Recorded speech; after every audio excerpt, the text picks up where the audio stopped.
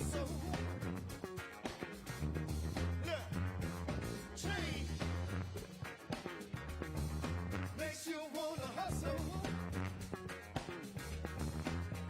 You going through a change. Look, makes you wanna hustle. The change makes you wanna hustle. Give it to me. Give it up then. Go on, give it, give it, give it, give it, give it, give it.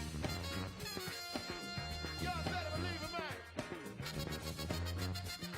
Hey, hey, it is when I left. Work, work, work, work, work, work, work. What's up? As we continue on, I feel. Say real good. Say I feel. Real, real good. Let me hear you say turn it up. Say turn it up. Say louder. Come on, louder, yo. Come on, There it is.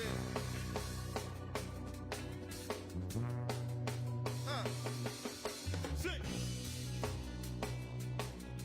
Yeah. Look, don't worry about it, don't worry about it, though. Girl, everybody know. Girl, everybody know how to be right. Yeah. Classic material. The legendary hard working. Baby. Baby. Hey. Hey, look, don't worry about it, don't worry about it, though. Girl, everybody know.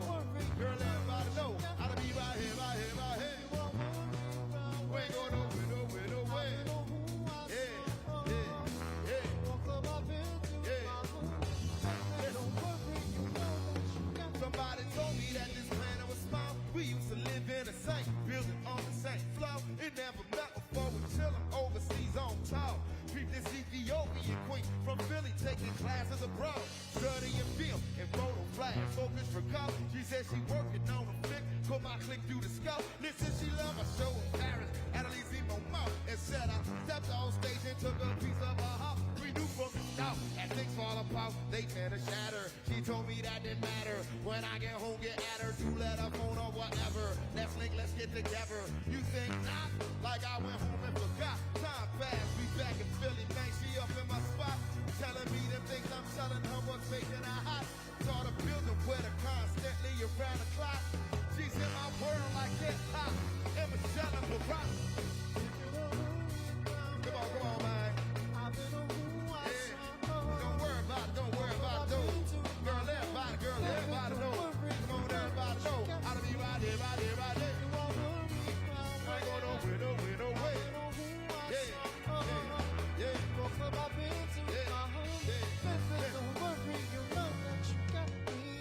I'm the type that's always catching a flight. Sometimes I gotta be out at the height of the night, and that's when she flips and gets some song. Yo, this ain't right. It's like I'm just on the side and you in love with your mic. But I know you gotta get your baby daddy, keep that thing tight. But listen, I need some love in my life. You feel me? Like I was talking to my sister from the York City.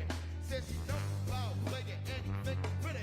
Like I'm playing, boo. You know it's just what you must think, boo. When brothers leave my big game, I don't hear what they saying, boo. When you all out in the world, love you know I'm still your girl. All these classes, I really got a time for all in prep. When you sweating on stage, think of me when you rhyme. Don't be listening to your homies, they be leading you blind. I can trust her right, guess I'm a king for real. Listen, y'all know relationships get healed. She still telling me, baby. Yeah.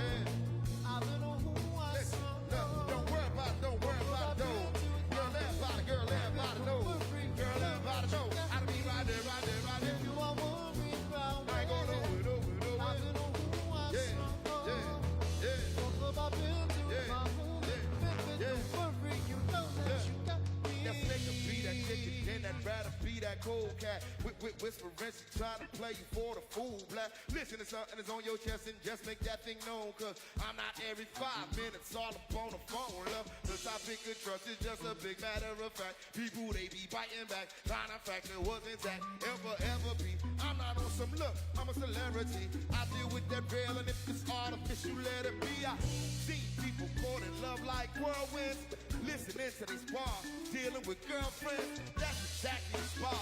They whole world in lies come in. That's where that drama begins. Where she like, ladies and gentlemen from Brooklyn, New York, please put your hands together this morning for Captain Kirk. Kirk Douglas on guitar right now. Big round of applause.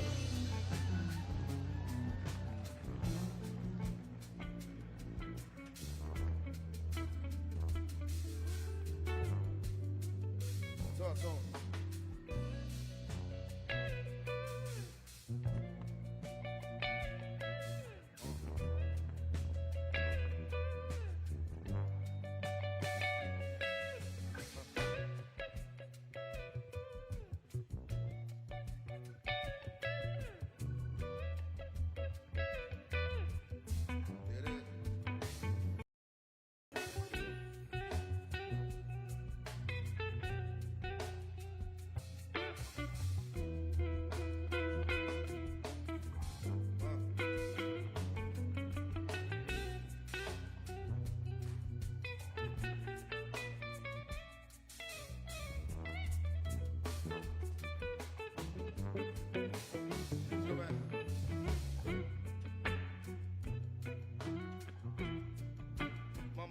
Playing tricks on me.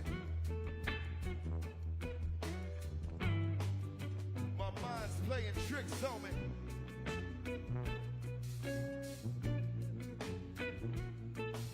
Hey, 21 pounds. Come on, man. Get down.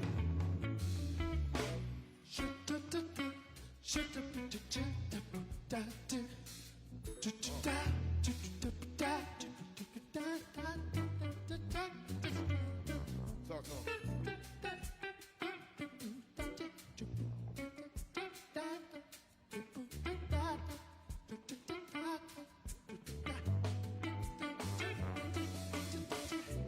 Most people think love will come from the sky. Say what? Take away everything and make everybody high. You know. You know when love is wild, you will look from your eye. Yeah, it is. So now you see the light.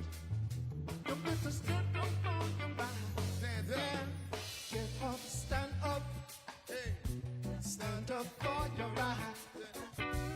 Get up, stand up. Don't give up the fight.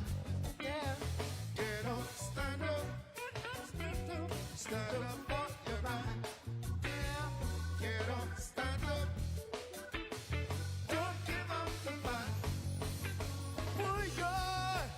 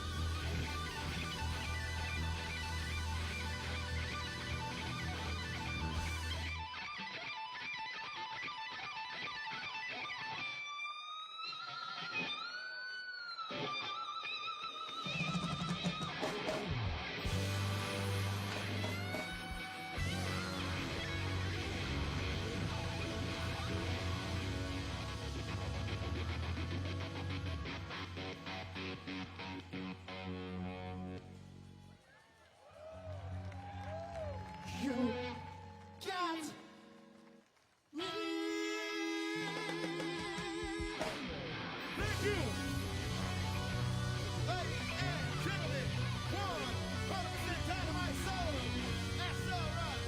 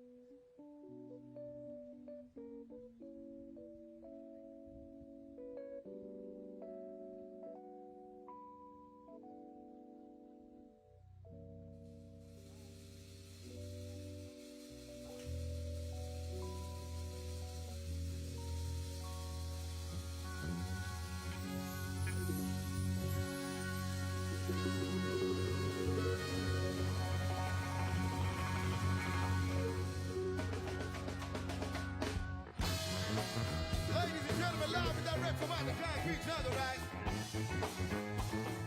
Live and direct from the concrete jungle when we get down for the crown. The legendary hard working. Yeah. Get down, get down. Get down, get down. Get down, get down. Get down, get down.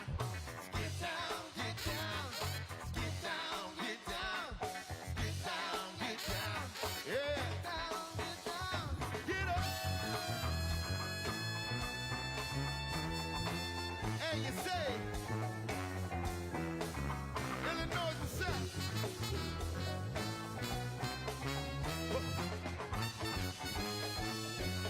Yeah. Yeah. Jungle boogie, jungle boogie, jungle boogie. So get down. Jungle boogie, jungle boogie, look. Jungle boogie, get up. Jungle boogie, hey. Jungle boogie, and get down. Jungle boogie, yeah. Jungle, yeah, yeah. Get it, get down, get down. Get down, get down. Get down, get down. Get down, look. If you can get it, get down. If you can get it, get down and get it. Get down if you can get it, get down. Go get it, get down. If you can get it, get down and get it. Get down if you can get it, get down. Get up.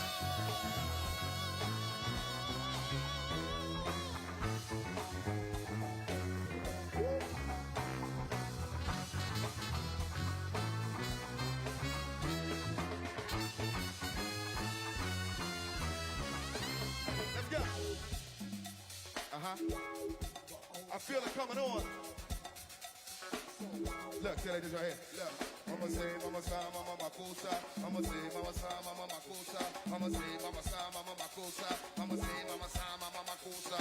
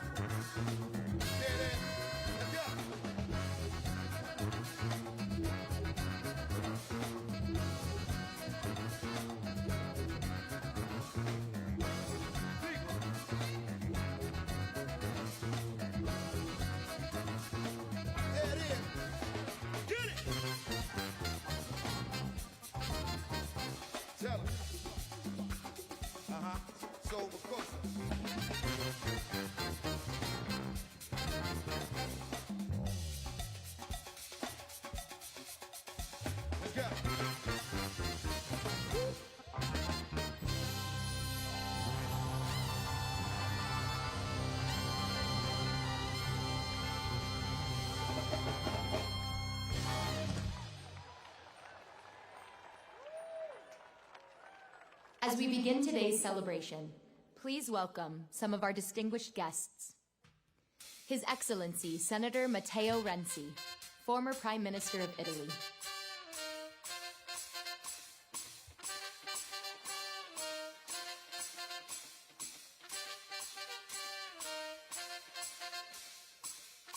His Excellency, Kiagin El-Bagdorj, former President of Mongolia.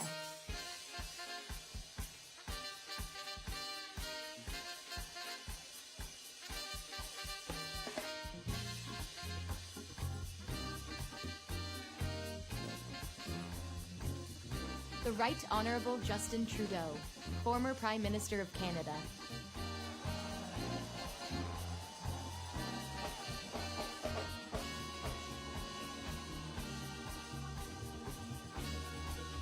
Her Excellency, Dr. Angela Merkel, former Chancellor of the Federal Republic of Germany.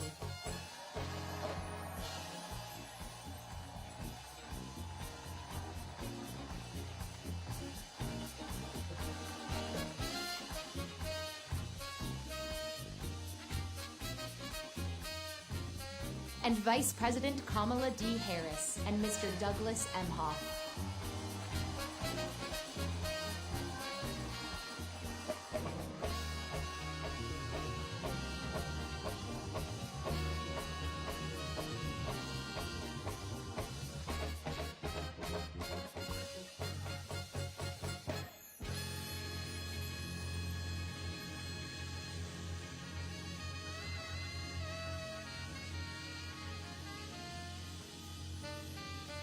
It is our honor to welcome President William Jefferson Clinton and Secretary Hillary Rodham Clinton.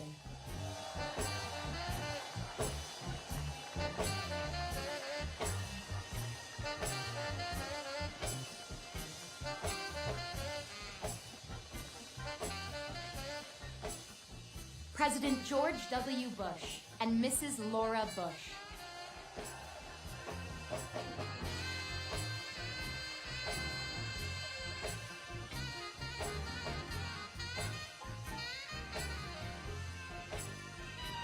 President Joe Biden and Dr. Jill Biden.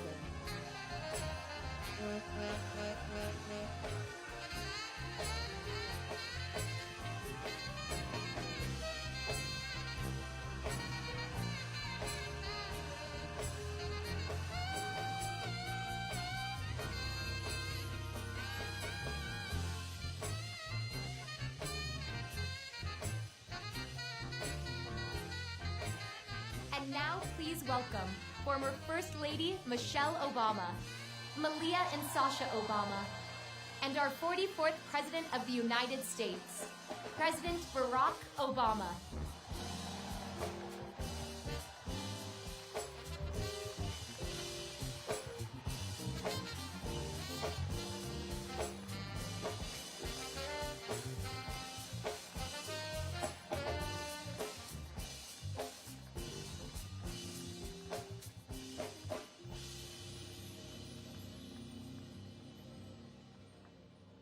For our invocation, please welcome Pastor Joel Hunter and Joshua Dubois.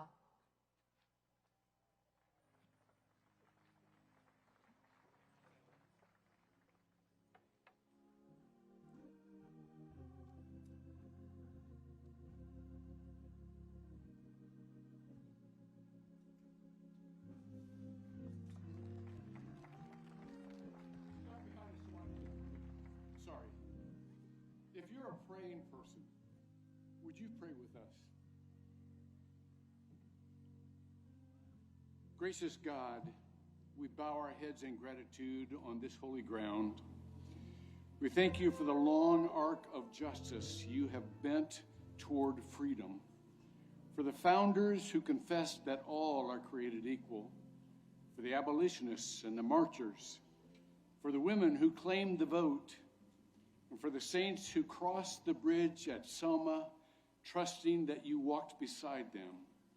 Generation after generation, you have widened the circle of belonging.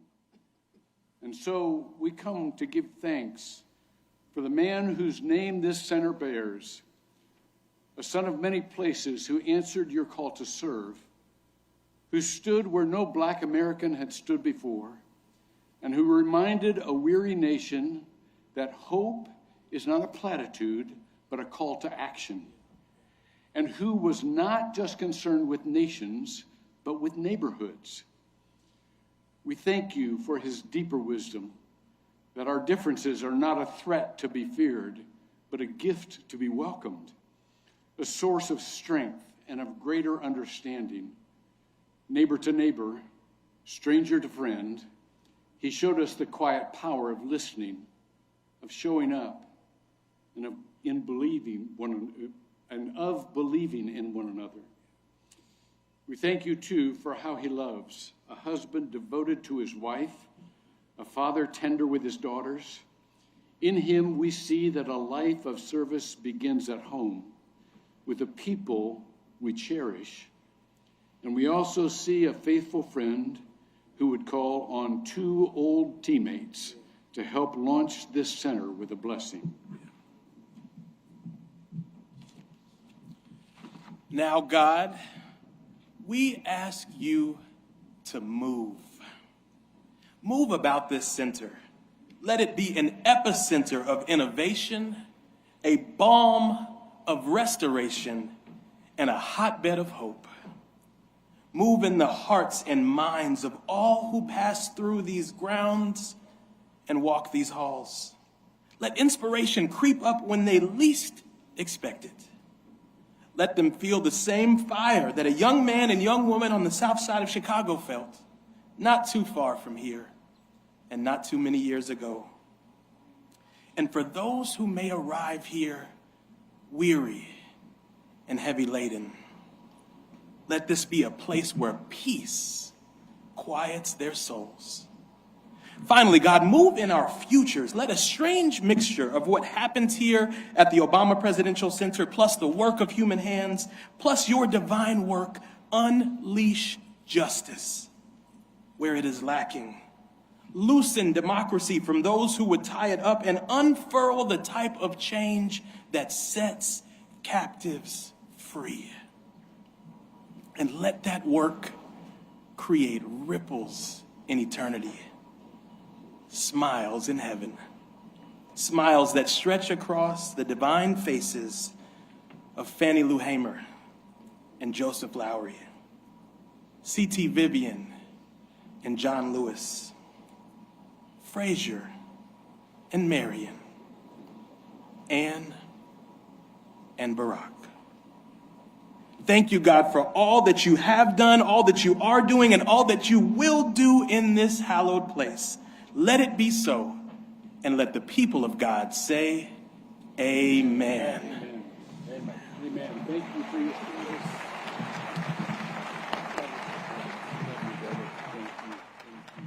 Please stand for our presentation of colors by the Illinois Color Guard, followed by the national anthem.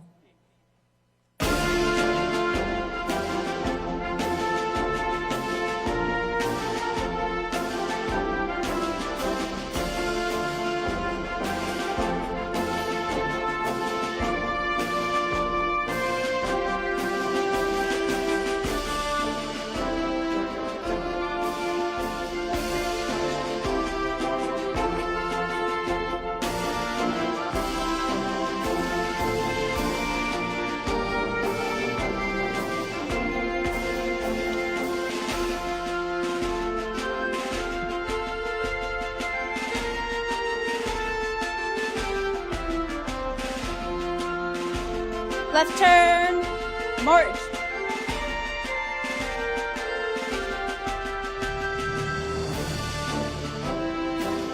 Color guard, halt.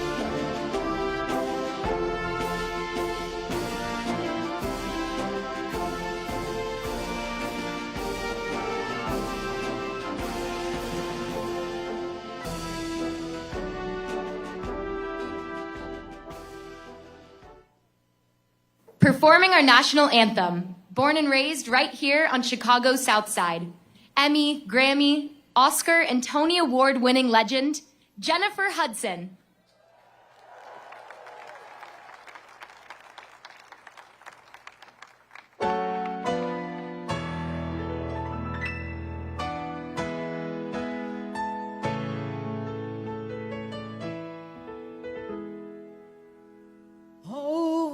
say, can you see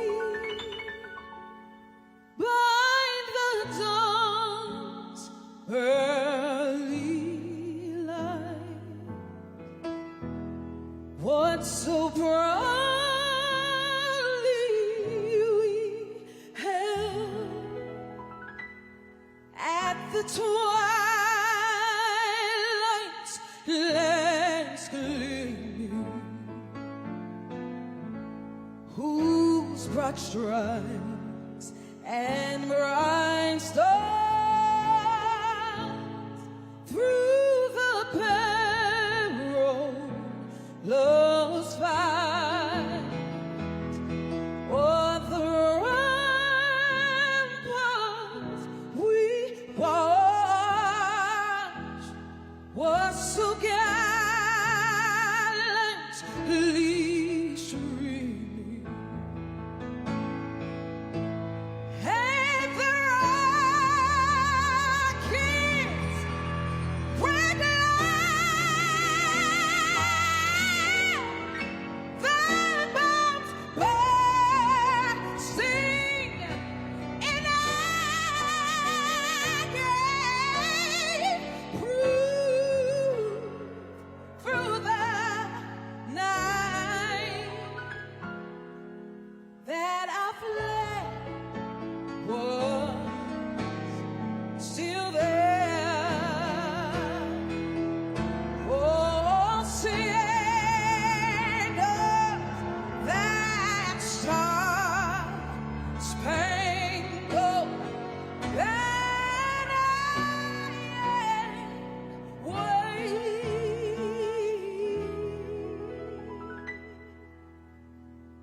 o'er the land and of the free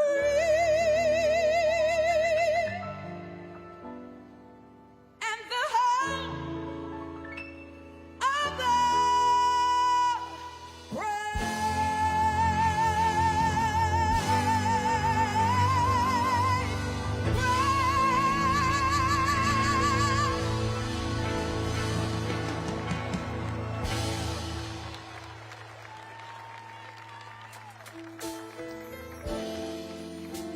It is such an honor to be here on today. I want to say congratulations, President Obama. Your legacy will continue to live on.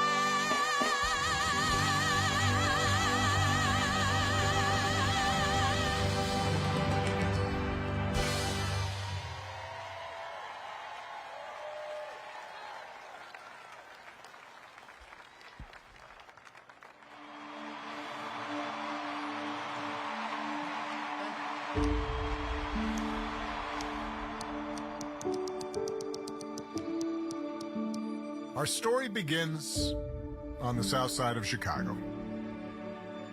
For me, it was here that hope took root. It's where I started knocking on doors, where I learned to listen and found my voice, where I fell in love with Michelle and built a family, and a community, and a home.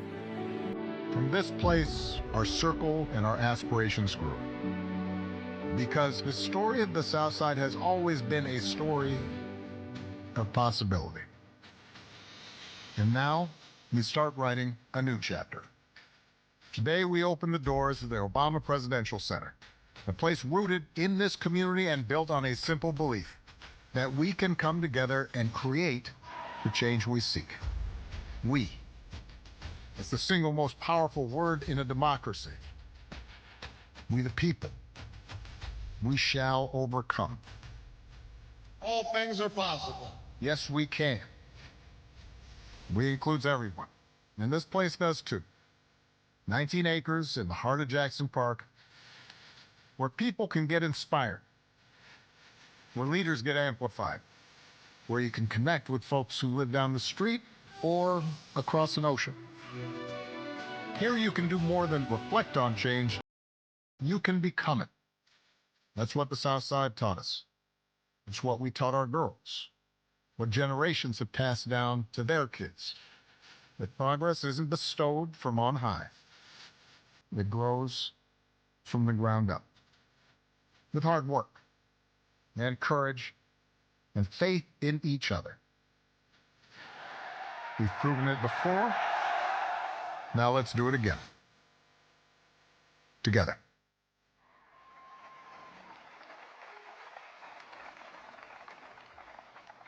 Please welcome a leader who helped shape the vision of the Obama Presidential Center from the very beginning, a longtime advisor to President and Mrs. Obama, Chief Executive Officer of the Obama Foundation, Valerie Jarrett.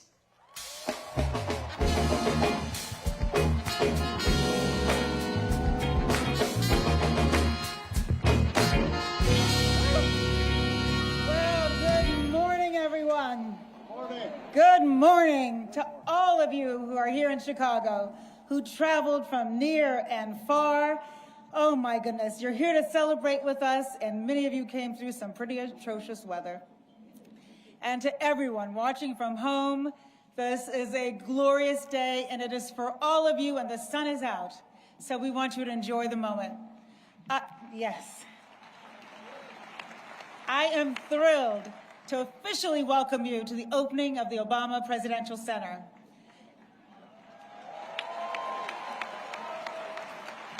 Now, this center is not a traditional museum, nor is today a traditional ribbon cutting. It's a day for music, for fun, and of course, it won't surprise you, for hope. Looking out at this fabulous crowd, I have to tell you, I am so tempted to sing my own rendition of Amazing Grace, but I think I'll save that for another day. Instead, I invite everyone to cheer and dance and get on your feet and enjoy yourselves. This is a campus for everybody, whether you live down the street or on the other side of the world. And we hope you are going to come back again and again. To President and Secretary Clinton, to President and Mrs. Bush, to President and Dr. Biden, all of our foreign dignitaries and elected officials who are here, we are honored by your presence. To our Obama campaign and White House teams, to our generous supporters, this day would not have been possible without you. To our neighbors who showed up to countless community meetings and shared their hopes and dreams, and yes, their concerns with us, we hope we have made you proud. To the thousands of talented folks who designed and built this magnificent campus and whose names are forever memorialized in the Forum building right behind me, thank you.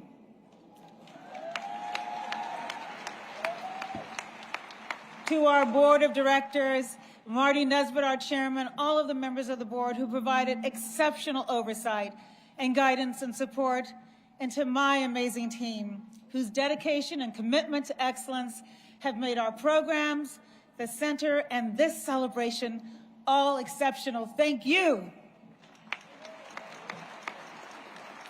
We'd also like to take a moment to recognize the original inhabitants of the land upon which we are gathered today. We honor the Anishinaabe, the Council of Three Fires, the Ojibwe, the Odawa, and the Potawatomi nations. And to our family and friends whose unwavering love and support help sustain us throughout this incredible journey, thank you. And lastly, thank you, Barack, Michelle, Malia, and Sasha, for your grace and your service to this country, each in your own way.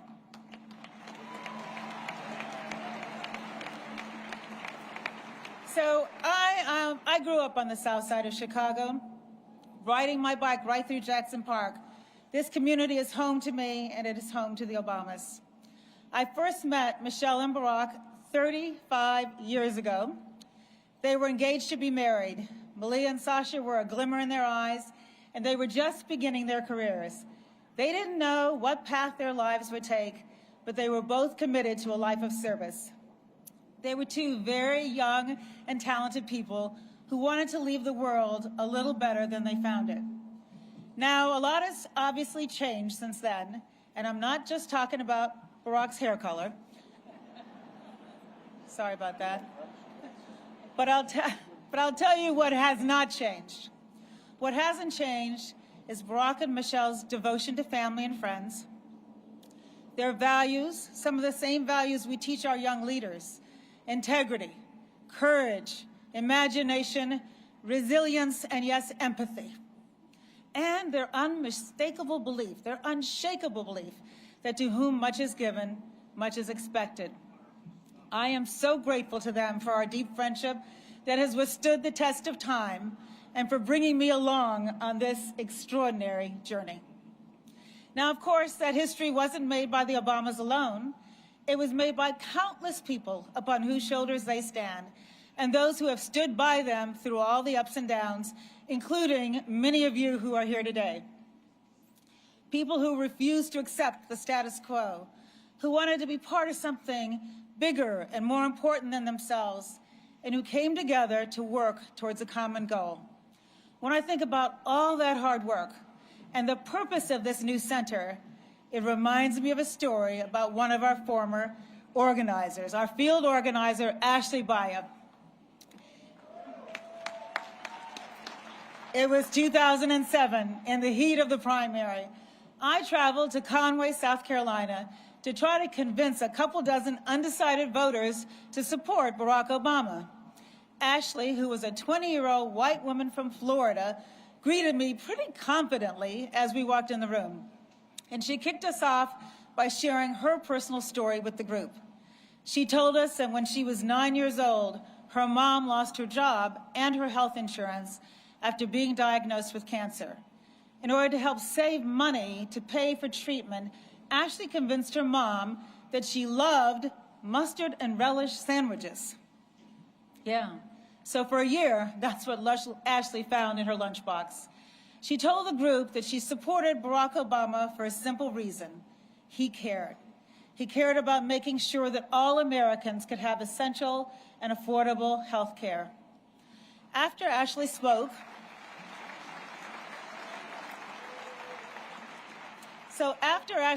we went around the room and each person talked about what they were there for, what they cared about.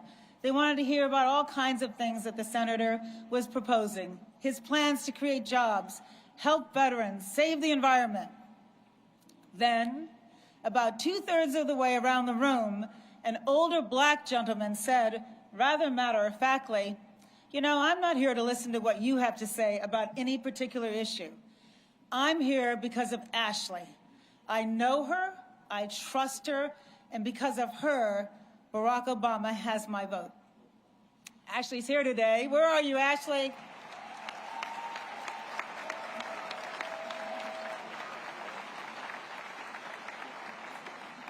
She's not going to stand up.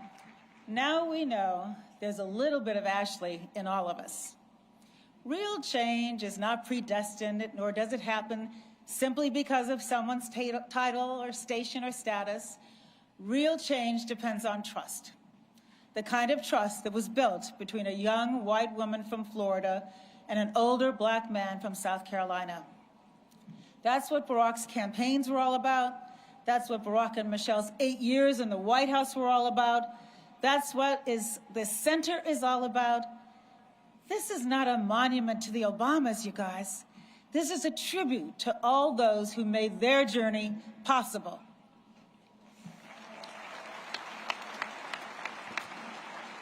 Inside this museum and throughout this magnificent campus, you're going to find the stories of ordinary people who did extraordinary things.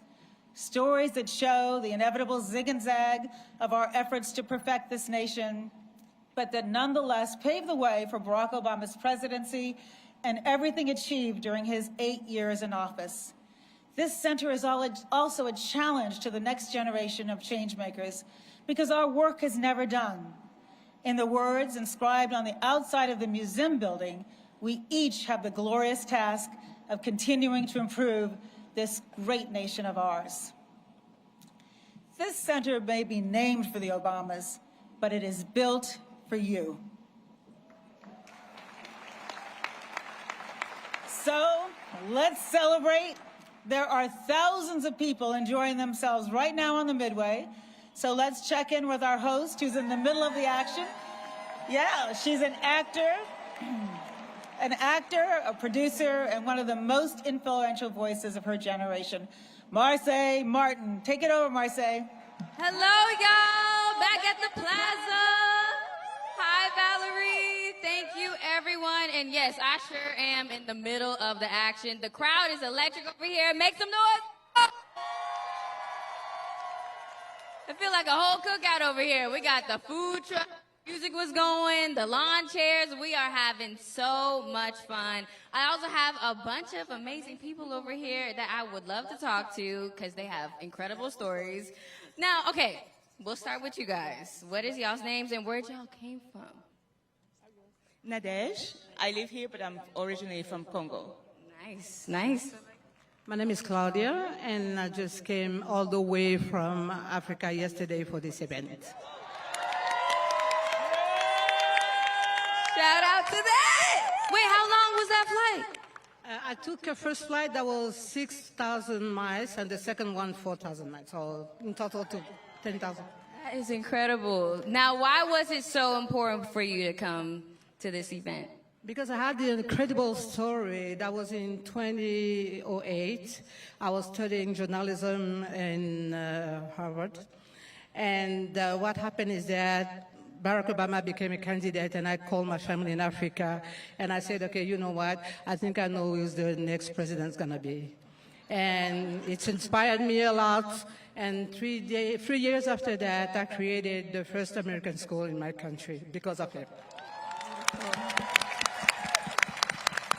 I love that. So how has your time been in Chicago? Have you showed her anything? Any dope sights? We'll try after the event. After the event, he's like, there's an after party after the party. I get that. I get that. I love that so much. And well, how about you, Andre? Listen, this man's been dancing the whole time.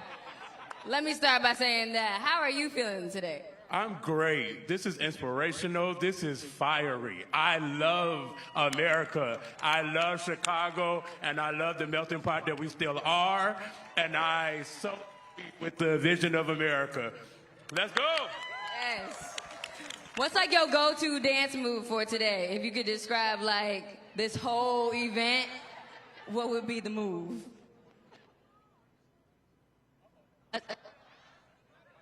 Uh-oh. Okay, just a... Oh, hey, we can do a little bit of that. Okay. Well, listen, we are having so much fun over here at the Midway. Keep up the spirit because history is happening right now. Looking forward to talking to a few more people in a little bit. Now, back to you, Valerie. Thank you, Marseille. And now I am excited to introduce our next performer. When we asked her to sing one of President Obama's favorite songs, she told us, well, I've never sung it in public before. But she came up with a new arrangement just for this occasion, and we are so grateful. Please welcome multi-Grammy award-winning artist, Christina Aguilera. Where are you, Christina?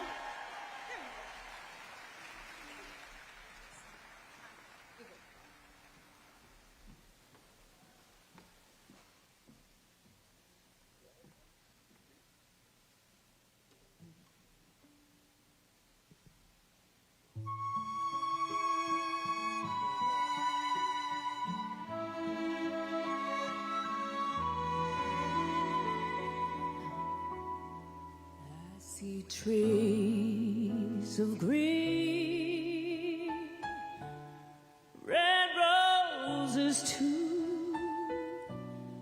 I see them bloom for me and you, and I think to myself, what a wonderful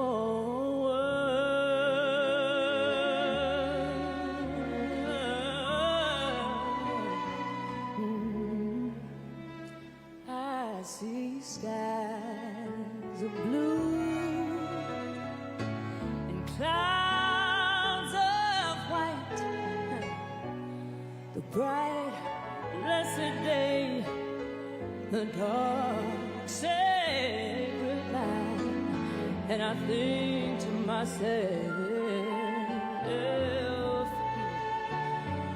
what a wonderful world.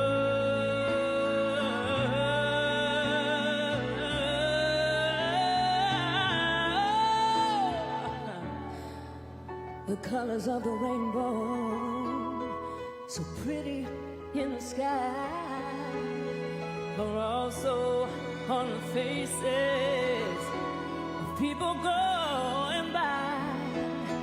I see friends shaking hands, saying, how do you do? They're really saying,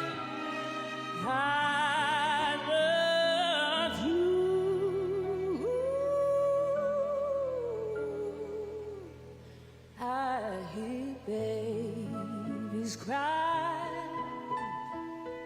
Now watch them grow. They'll learn so much more than I'll ever know. And I think to myself, what a wonderful world.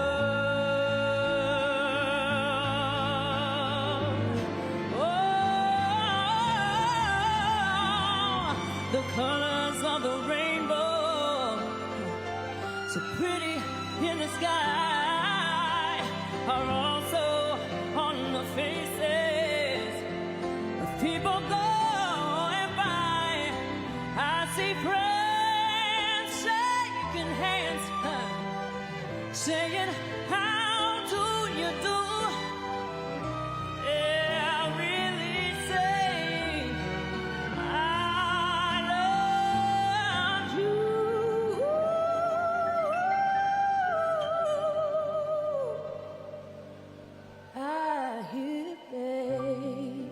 babies cry. I watch them grow. They'll learn so much more than I'll ever know. And I think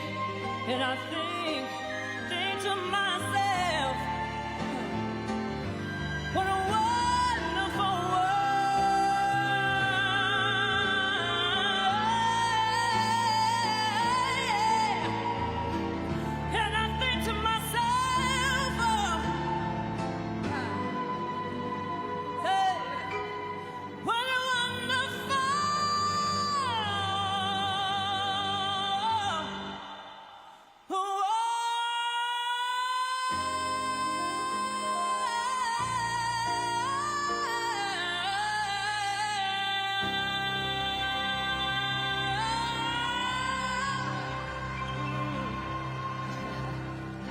Thank you so much. Congratulations, President Obama and Michelle.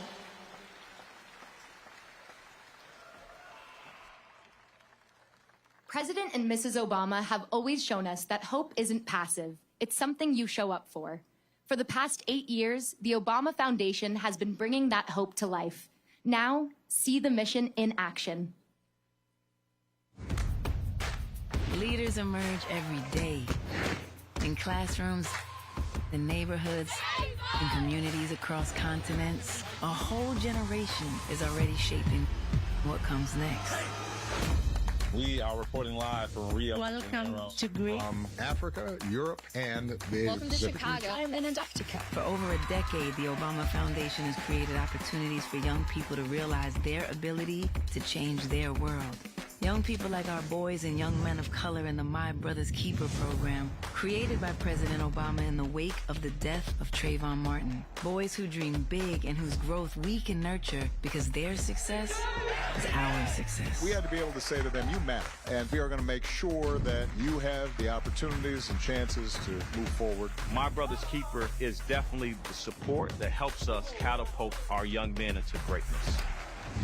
The Girls Opportunity Alliance, founded by Michelle Obama, supports grassroots leaders and organizations working to educate and empower adolescent girls around the world. By telling our own story from our perspectives, that's how we're going to change the narrative. That's how we're going to shift the way that we're seen in the world. When girls get the opportunity they deserve, we all benefit. And the Obama Foundation's global leadership programs, where emerging leaders in the United States and around the world are building community and learning skills to take on the defining challenges of our time. Many of the challenges that are happening in our countries are so universal. If we work the playbook well, then we can put it into practice. We come from different nationalities, different cultures, but we do our work for love of community, for love of country. Whenever you put out the invitation for people to meaningfully make change, so many people are willing to donate their time and energy towards creating a better future, and that's powerful to people. Now, this work has a place to gather and grow. Here at the Obama Presidential Center, dreamers become leaders. Yes, we can. Hope becomes change. We build the future together. I want to fight to make sure that the world sees you, because I know The future is shaped by those who choose to be audacious. The future is now, and it starts with us.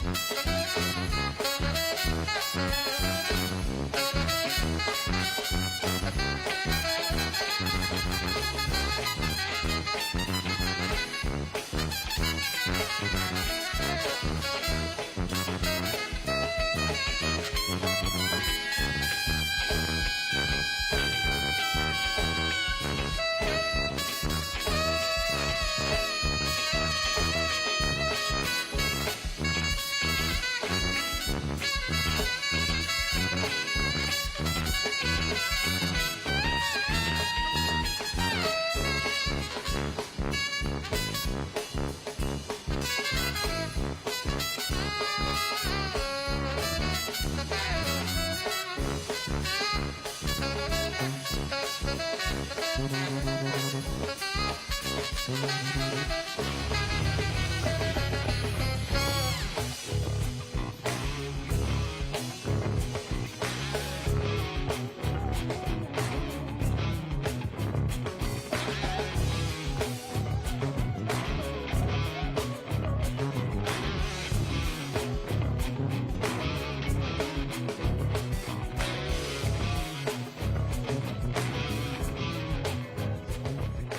guys, we are back here at the Midway. Yeah, we still making noise over here. We chilling. We see y'all at the plaza with y'all church fans. We gonna need some of those. Someone bring some over here. Woo! All right, I got a new set of people with amazing stories. Now tell us, what's your name and where you come from? My name is Chris, and I'm thrilled to be here. Where are you coming from? Just north Glenview, Illinois. Right, nice. Now, how excited are y'all to be here? I love it. It's such an honor. I love the Obamas, and I just love it. It's just a wonderful celebration. Beautiful. How about you guys? Y'all excited? We're super excited. We're here from the south side of Chicago, Bronzeville, home with Flossmoor, north side. You know, we're celebrating, and we are super excited to be here. Christian is 15 years old. Oh my gosh. You know, she's celebrating with all of us. Yeah. How is this for you? This is my first time at a real historical event. I'm really excited. I love music. I love Obama. I'm just glad to be here. Absolutely. How about you, girl? Where are you coming from? Chicago, north side, Lakeview, basically, so not that far. Same neck of the woods over here. We are so excited. On a scale of 1 to 10, how big does everyone feel today? Like, how emotional? How is the overall vibes for you guys? 100. 2,000. 2,000. Okay, if there's one word to describe how you feel in this historical moment. Yeah, you on camera. Yeah, you said, here I am. If there's one word to describe how you feel, what would you say? Amazing. I mean, I can't believe I'm here. I'm very excited. There's no words, really. Yeah, how about you guys? I don't have the words to express how amazing this is. I wore my vintage Obama shirt from the campaign, and this is just bringing back so many memories, and I'm just hopeful that we can get back to the time where we were before. We're super grateful for the Obamas bringing change back to the south side of Chicago. And we want to share this love all over the world. So if people are watching this, come and see us.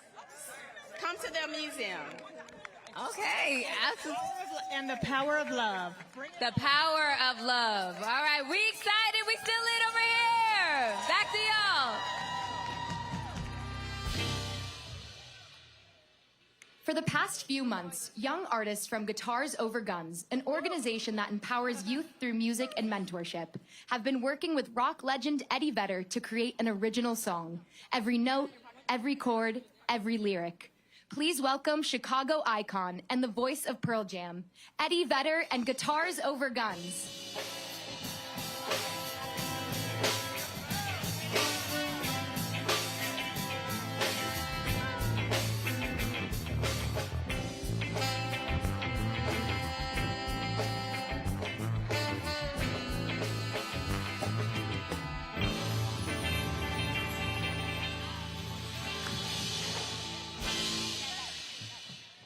Well, hello, and what an honor to be here. What an honor for all of us to be here on this day. Let me quick introduce you to the band. On lead guitar, 12 years old, this is Issa. Vocals, all 13 years old, we got Joy, Naomi, and Giselle. On more vocals, we got Mason, 13, a veteran of the program. Maisky, he's 20. We have some mentors from the program helping out. That's Jeremiah, Michael, and our leader, Andre. On the bass guitar, the amazing Aiden, 13. And at the ripe old age of 14, We have Cassidy on the drum kit. Now, President Obama was aware that I would be playing music with young musicians from the neighborhood. But when he heard we were writing an original piece, a song just for the occasion, he said, that might be a lot of work.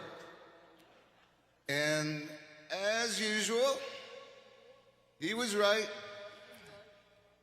But it's been great work, and it's everything the center stands for. It's inclusivity, it's access to resources, it's mentorship and opportunity. So we thank you for this opportunity. The song is called Better Believe, and I start it, but is everybody ready? Yes. Let's go. It goes like this.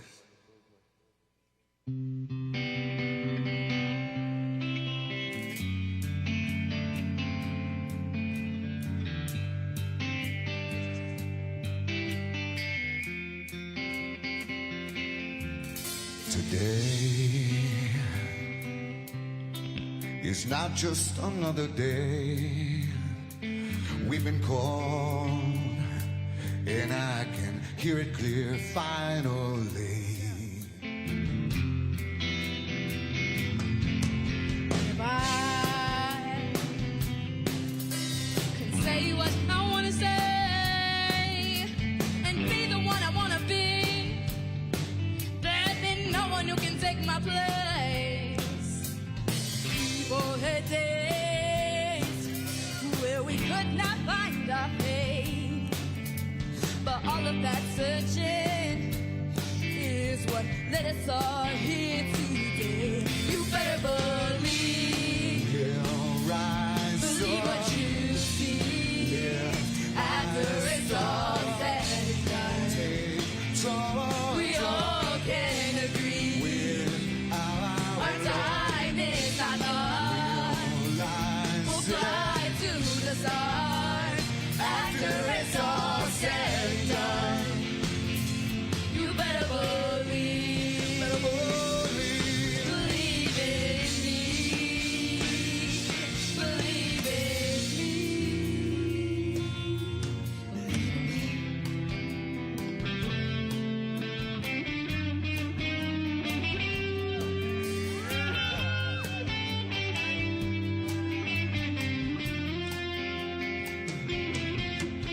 Today is a reflection of tomorrow.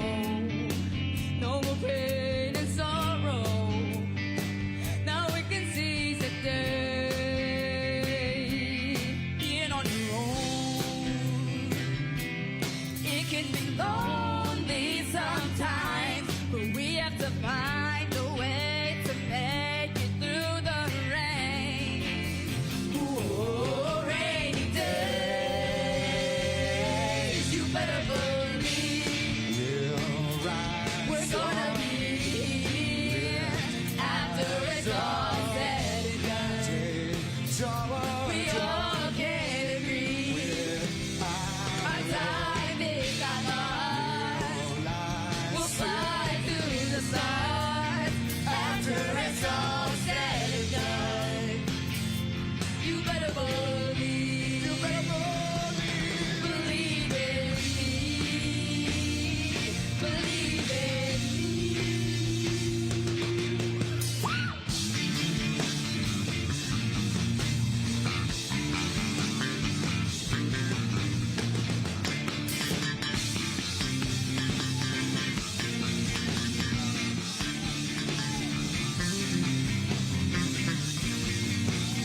Hey! Hey! Hey! Hey! Hey! We bring light from the darkness. I've been flying since mom's apartment. Like MJ, we've been starting something. Forged my path, my heart is cold. Oh, we finna do what people said that we never could do. They used to doubt us, but we always knew. What got knocked out, we never could lose. We got our brothers, our mamas, our sisters, our fathers, our families, they all in our back. I got my hopes and my dreams, and I'm wishing my vision is clear. My dream were intact. Okay. We trying to be the best we can be, and we picture perfect like Mona Lisa. And we plant the seed, out came the tree, your ancestors, the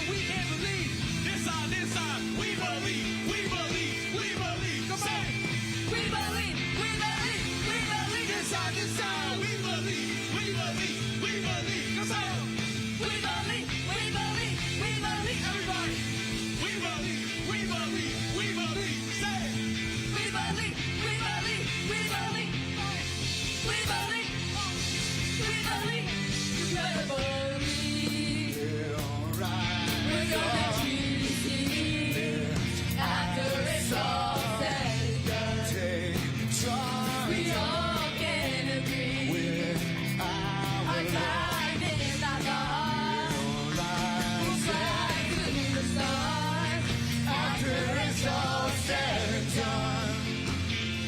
You better believe. You better believe. Believe in me. Believe in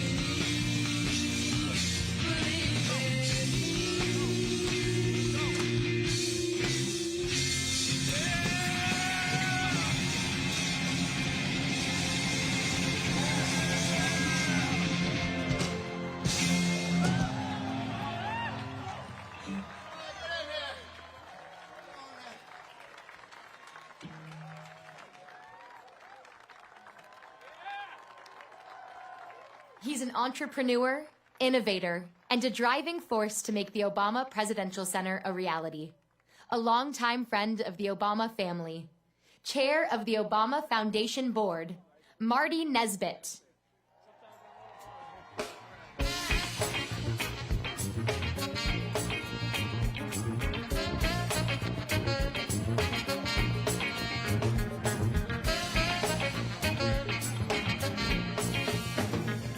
Good morning.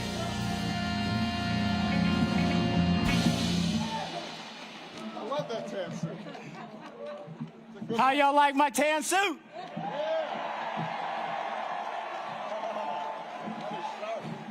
It was inspired by a very good friend of mine who made tan suits famous. And I don't know about the rest of you all, but I thought he looked pretty good wearing his. So I decided to wear one myself. Well, they say imitation is the sincerest form of flattery. So this is my way of just showing a whole lot of love. Thank you. In all seriousness, standing here today is deeply personal for me. My wife, Anita, and I have deep roots in this community. We met at Roby House, which is just up the street over there, in a home built by Frank Lloyd Wright. We were married in Rockefeller Chapel, which you can see right over the horizon. All 5 of our children were born at the University of Chicago Hospital. And somebody's inspired by that. We were born at the University of Chicago. All 5 of my kids were born at the University of Chicago Hospital, and Anita served on the faculty at the Pritzker School of Medicine for nearly 30 years.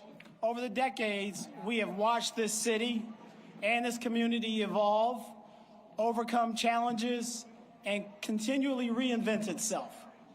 To stand on the South Side and see the Obama Presidential Center rise here today, where generations of young people will come to learn, lead, and dream, is both emotional and historic.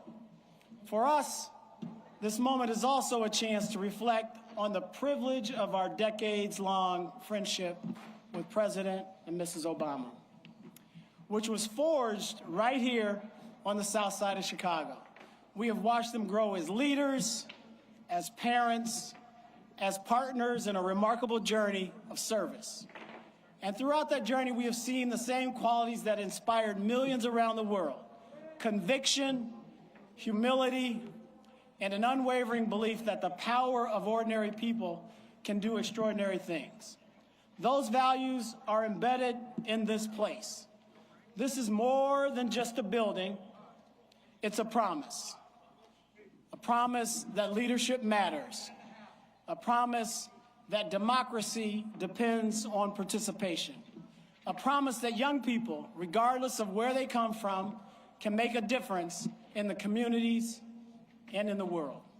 And a promise that the South Side of Chicago will continue to be a source of talent, innovation, and opportunity, and hope for generations to come. I also want to recognize the many people who made this day possible. To Valerie Jarrett, our great CEO, the Obama Foundation Board, thank you for your vision, stewardship, commitment throughout this entire journey. To the donors and supporters whose generosity transformed an idea into reality, thank you. To our civic leaders, community partners, neighborhood residents, and the countless organizers, builders, and team members who worked tirelessly to bring this center to life, we are deeply grateful. And a special thank you to my dear friend, Robin Cohen, who was employee #1 at the Obama Foundation. Her selflessness, adaptability, and resilience have been indispensable to this journey and remain cornerstones of the culture that we built together. Today belongs to all of you. As we celebrate this remarkable achievement, let us remember that the true measure of this center will not be the architecture we admire, but the lives it inspires. Congratulations to President and Mrs. Obama, to the foundation, to the South Side, and to everyone who helped make this promise a reality. Ladies and gentlemen, please welcome John Legend.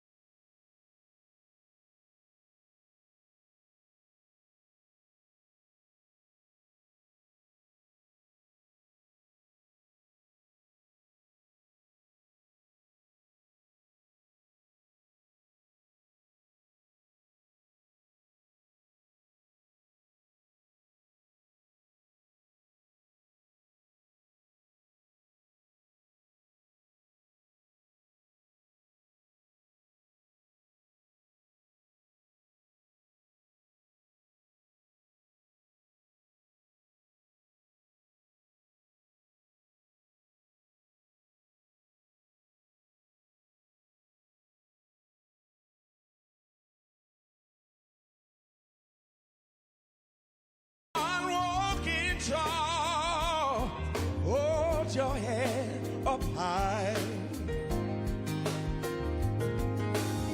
Lay your dreams right out to the sky.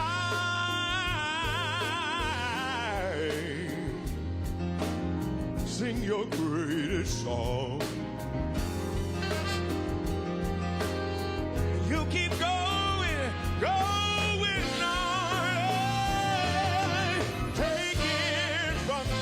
Someday we'll all be free. Hey, yeah, just wait and see. Someday we'll all be free. Yeah.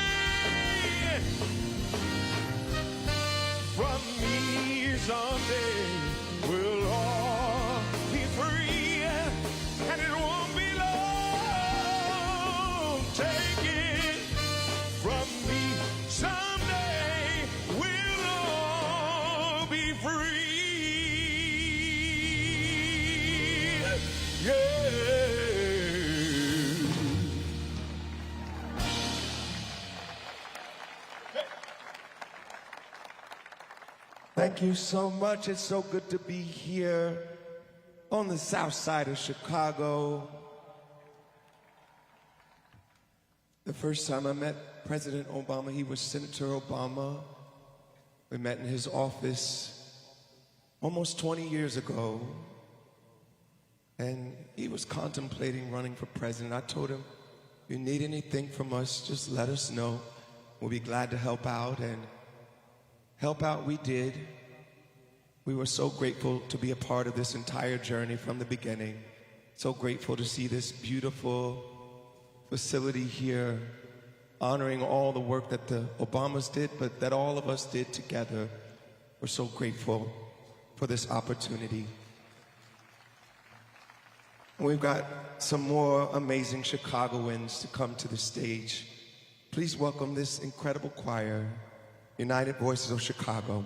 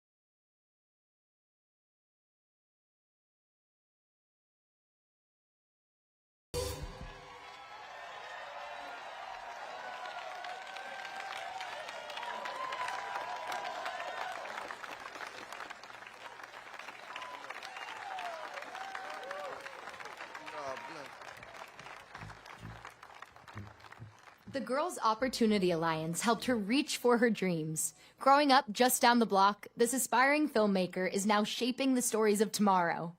Welcome, Miss Addison Belome.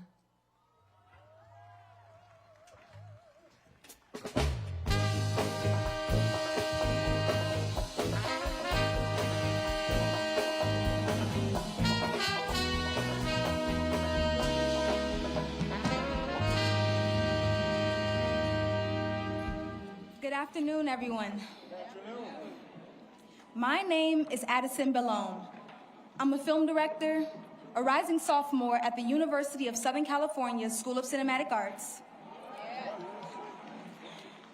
And most importantly, I was born and raised right here on the south side of Chicago. Being here today as a presenter at the Obama Presidential Center is a tremendous honor. Standing on this stage feels a bit like deja vu. My mind goes back to my sophomore year at Lindblom Math and Science Academy in Inglewood. Swoop, swoop. I was sitting at lunch when I received an email from the Girls' Opportunity Alliance inviting me to travel to New York City to speak at a luncheon with Mrs. Obama. For a 15-year-old girl from Chicago, that opportunity was transformational. It showed me that my voice mattered and that my dreams were worth pursuing. First Lady Michelle Obama is living proof that when you're a black girl from the south side of Chicago, there is no limit to what you can achieve.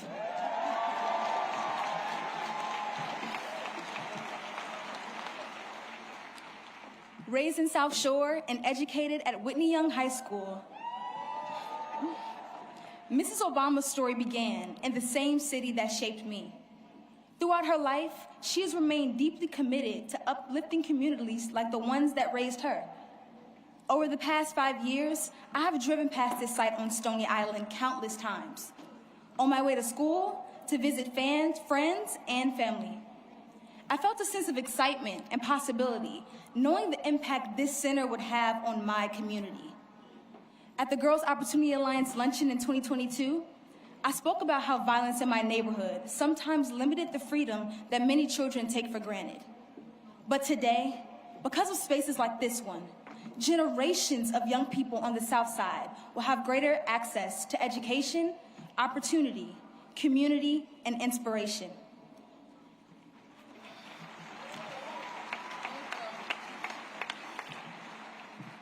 This center stands as a reminder that our neighborhoods are worthy of investment. Our stories are worthy of being told, and our young people are worthy of every opportunity to dream bigger.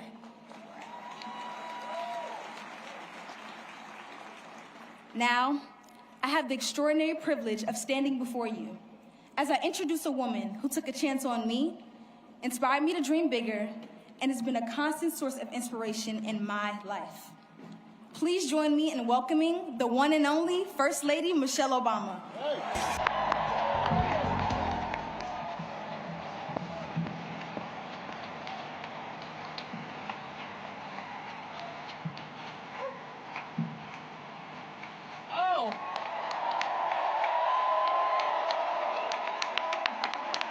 Well, my goodness. I got my tissue in hand. I don't know about all of you. Wow. Hello, everyone, and what a beautiful day, right? Nothing like a project by my husband to bring out the sun. Let me start by thanking Addison for that magnificent introduction and for exemplifying the heart, excellence, and determination that has blossomed right here on the South Side for a very long time. I also want to send some love to everyone who made this day a reality. The construction workers, landscapers, designers, the architects, artists, chefs, our staff, our board members, our donors. Barack and I simply cannot thank you enough for the care and brilliance you've poured into every square inch of this campus. I also want to recognize all of the elected officials and distinguished leaders from around the city, the state, the country, and yes, the world. Thank you for being here to celebrate with us, especially to all of my fellow formers, to Joe and Jill, George and Laura, Bill and Hillary. Thank you from the bottom of my heart for your service to our country over so many years, and for your constant friendship and support of our family. We love you guys, truly. Oh, to our daughters, Malia and Sasha, who will always be my babies.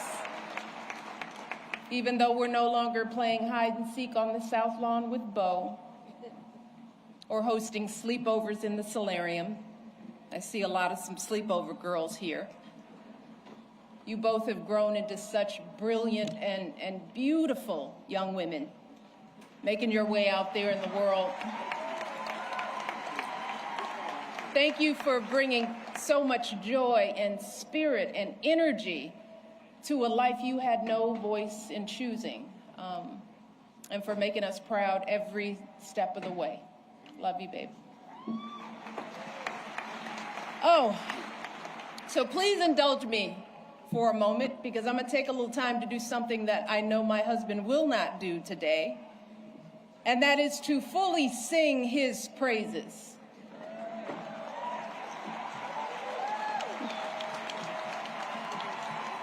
Barack, you gotta look at me.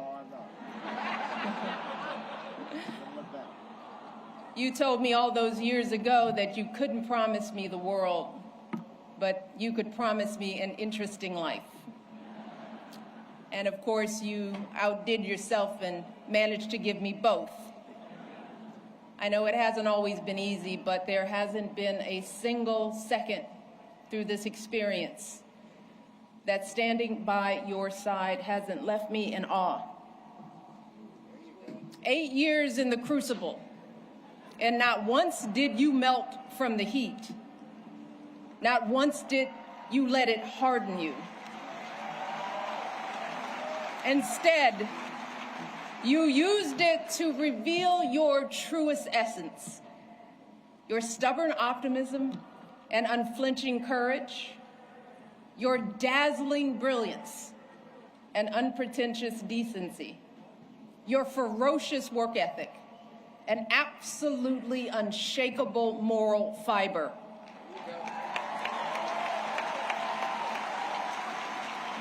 And to do it all as a first, and the higher standard that comes with all that, the claims that a U.S. senator and constitutional law expert wasn't qualified for the job, the lies about your birthright, your faith, your patriotism, the outrage when you stated the biological fact that if you'd had a son, that he too would be black. Yet, you were unflappable at every turn, always focused, always calm, always looking at the long view. How absurd it is to even imagine that you might have buckled under the pressure even once, lashed out in frustration, lost your temper.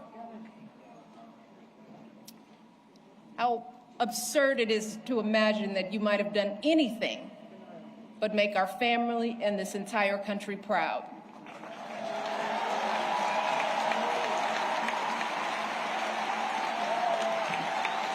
No, you were too busy.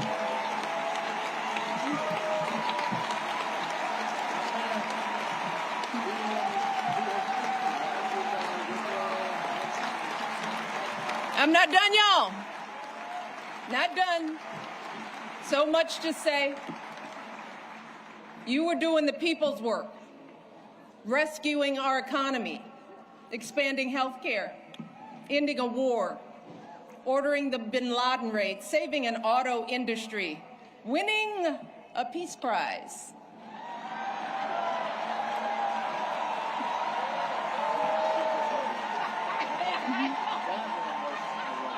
keeping us safe from Ebola, regulating the banks, standing up for marriage equality, listening to science, and comforting an entire nation in the face of unspeakable tragedies. And you did it all with such grace and class and cool that you made the hardest job in the world look like a walk in this beautiful park. Your mother, Toot, Gramps, you are a tribute to their love. They are up there grinning and hugging today because you never forgot who you are and where you came from. Single mother, working hard to get by and get an education and show her son the world. Grandparents who didn't have much, but they had the perfect recipe to nurture your flame.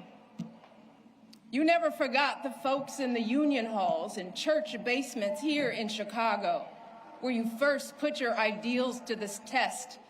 You never forgot all the voters you registered and students you taught and neighbors you organized. You never fell for the temptation of a quick fix or an easy payday. You never changed from that idealistic summer associate who showed up on that rainy day when we first met without an umbrella. You always gave us the very best within you. And in doing so, you reminded the rest of us that we could too. Barack, there are no words to express how proud I am of the way you showed up and continue to show up every single day. It has been an honor to be by your side. You have made me a better person and have given us all an example that we should strive to emulate. And I hope you know, there is truly no higher calling than that. All right. To all of you joining us today, our invited guests, and everyone listening and watching from afar, the Obama Presidential Center was created as a beacon of hope, a monument to our unshakable values, the ones my husband has exemplified his entire life: equality, empathy, honesty, inclusion, fairness. And especially during these anxious and divisive times, it is so important that we remember that those values are not unique to my husband. They are the same ones that your husbands and wives, your parents and children, your friends and neighbors exhibit and pass on. Every single day, millions of people in this country wake up doing their very best to live decent and purposeful lives. Yeah, we're all tested in one way or another. And there are plenty of times we all fall short. But deep down in our hearts and souls, we all know right from wrong. We know selflessness from greed, righteousness from injustice. We understand that we all rise and fall together, that every last one of us is an invaluable contributor to the greatness of America. And I'm talking about the workers living paycheck to paycheck, hoping to give their kids a better future. The teachers using their own money to take their students on field trips. The business owners struggling to meet payroll but refusing to close their doors.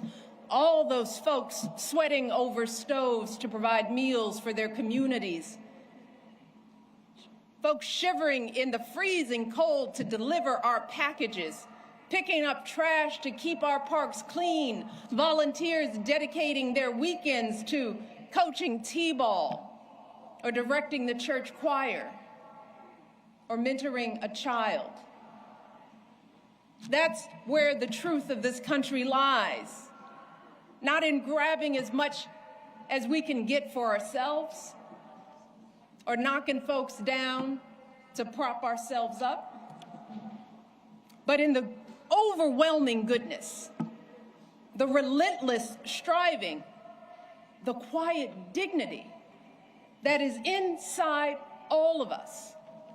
Our greatest hope is that this center can reflect back just a fraction of that light, that it can capture the beauty of who we all are, no matter what we look like, or where we come from, or how much money we earn, or how we pray, or vote, or speak, or love.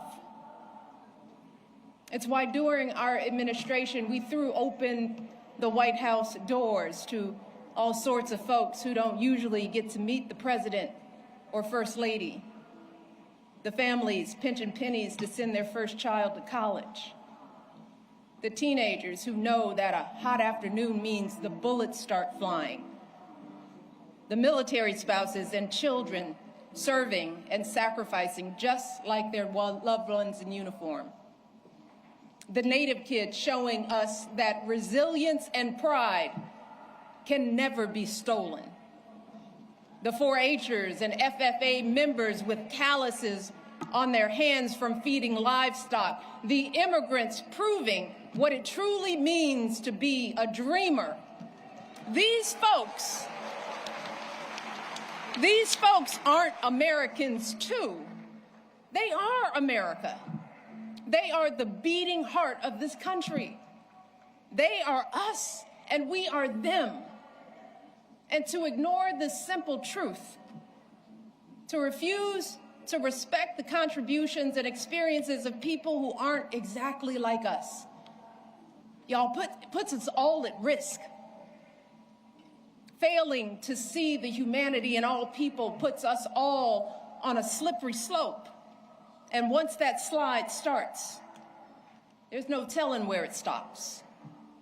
A dangerous precedent that flies in the very face of our faith and of the founding promise of this democracy, that all of us are created equal, that each of us is a child of God with inerrant value.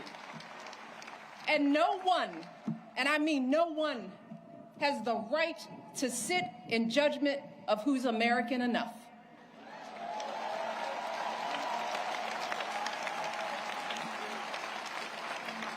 And that's why, folks, we simply don't have the luxury or time to be cynical or complacent, to wring our hands in despair, to wait for someone else to fix the problem. Y'all, hope is all we have, because hope is the essential spark that lights the fire of change. But hope is a choice. Whether or not we use our voices to speak up is a choice. Voting is a choice. Being a decent human being is a choice. Believing that we still hold the power to build a country that reflects us all is a choice. The Obama Presidential Center is a living testament to the power of choice, y'all. The historic example that millions of you gave the world about what this imperfect democracy has strived for and achieved, and an urgent call to go out there and do it again. So I hope that when you walk through this campus and bring your children here, you are reminded of the power of choice and the steady work of change. The arduous, unglamorous march up that mountain, one foot after another, day after day, generation after generation. But I also hope you fully absorb the elation of achieving something together. You know, that feeling when you clear the tree line and see a vista that takes your breath away. A feeling that can never be erased. And I know that can be hard to grasp right now, when everything feels so upside down, when fact and fiction run together, when folks seek to stifle speech, limit access to education, devalue diversity, erase the inconvenient parts of our history, when our phones constantly buzz with the latest outrage. So I hope that this place can offer a respite from all that, at least for a little while. I hope it can reignite the optimism and empathy and ambition that has always powered this country's greatest change. So we want you to come here and put away your phones and talk and laugh and cry, because you're gonna cry, and make new friends. Get your hands dirty in my garden. Push your baby on a swing in the playground. Have a romantic picnic on the great lawn.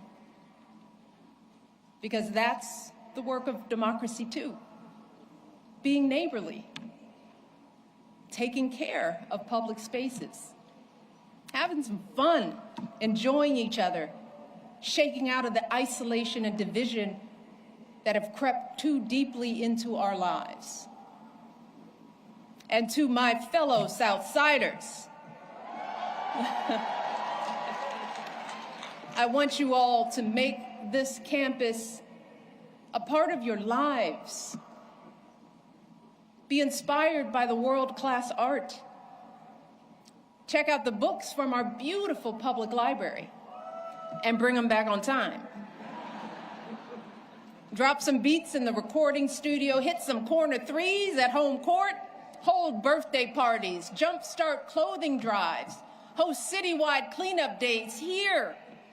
Use this campus to show off this place we call home. This joyful place where Marion and Fraser Robinson taught their 2 kids to dream big. This hopeful place where an unknown guy with an unknown name took flight. This stubbornly optimistic place where family after family scrapes and claws and laughs and dances their way to a better tomorrow. That's what this has always been about. Barack and I have always said that this center is grounded in our stories, but it has never been about us. It's never been for us.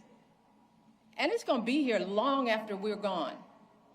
So what it becomes and how it's preserved, that work has to be done by all of us, just like our democracy. And thankfully, you have shown the world what we are capable of. You've proven that a lasting legacy isn't an award or a name on a building or a number of zeros in a bank account, but the difference we make in one another's lives. It's about seeing each other and showing up for each other and carrying each other when we're weary or faltering or losing faith. That's how you build something that endures. And that's what you all have done at every twist and turn of this extraordinary journey.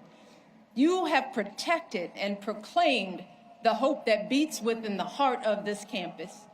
You've rekindled and renewed this untamable, unpredictable, and unbreakable democracy.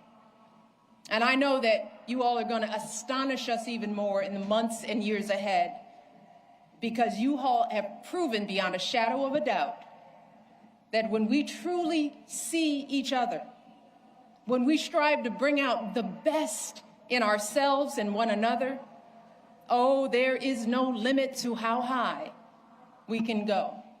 Thank you all. I love you all. God bless you, and God bless this country we love.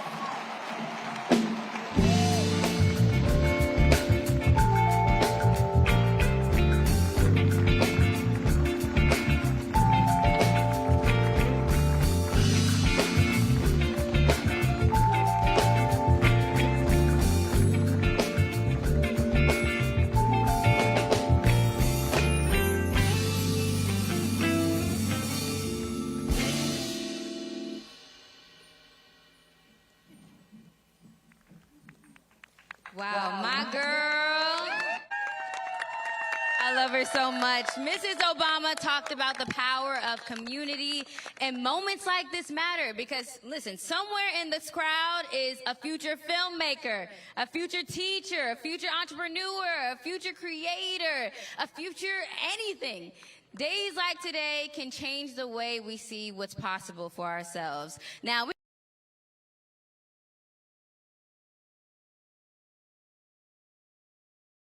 I'd love to start with you because, listen, we was watching together Mrs. O's speech, and I saw you in tears. What does this mean to you and your sons, and what does this mean as a whole being here in this moment? It means absolutely everything. I brought my two boys from California so that they could see a leader that was a part of everything: integrity, honesty, true leadership, a beautiful love for his wife. So it means everything. Well, we are so excited. And listen, not only are we excited, we are so happy to keep moving forward, keep the energy alive, and we'll check back with y'all soon.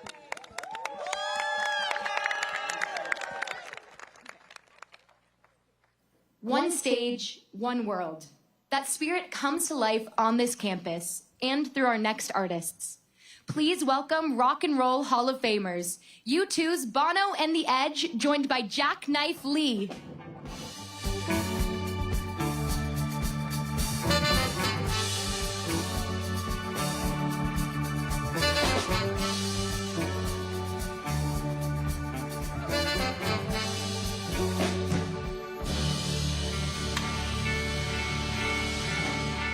Roots in the house. West Love in the house. What a house. What a wonder. They're calling it the Obama-list at home, just so you know. We're here representing the Irish in Chicago and all over the world. And yeah, thank you for the loan of your country. Some of us might not be, some of us are not giving it back. So, here we go.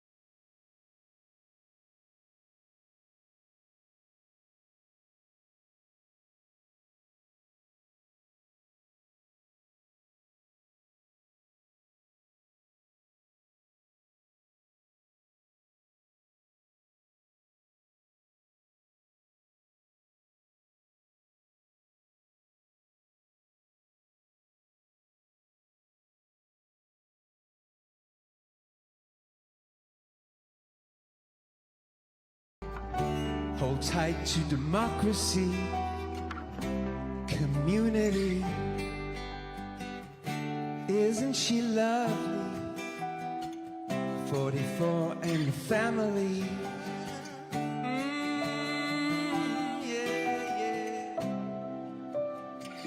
Michelle, my belle. Michelle,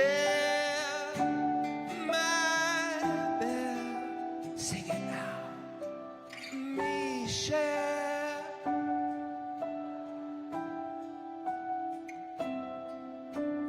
Michelle, my belle. Michelle, oh belle. Don't touch my wife. Michelle, Michelle,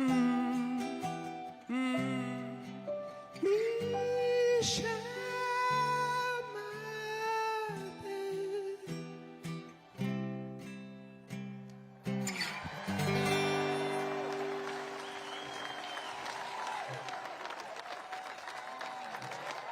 Please welcome Nigerian music sensation, Thames.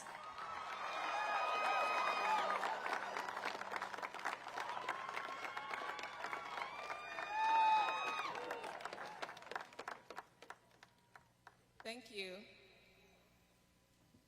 I'm so blessed and honored to be here. This one is to you, everyone in this room, to Mr. and Mrs.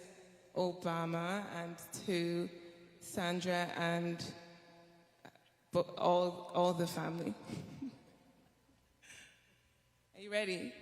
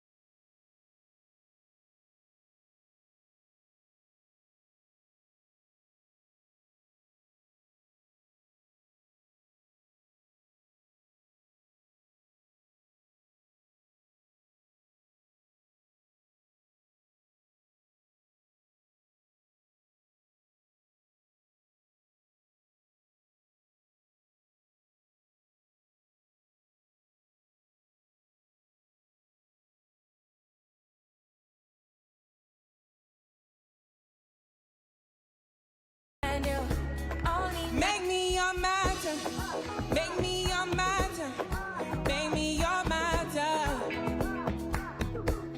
Show me your substance, make me a person, make me your person.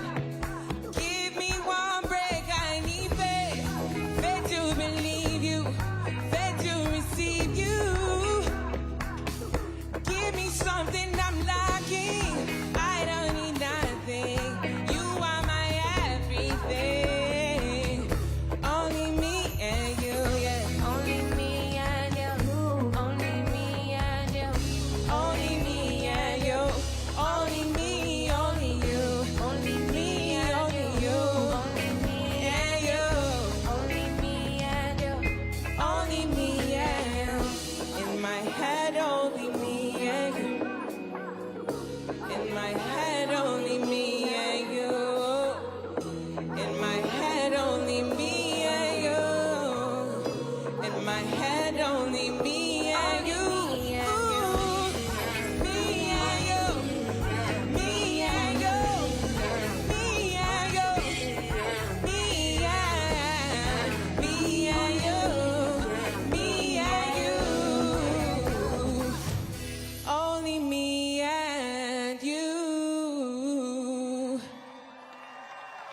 Thank you so much.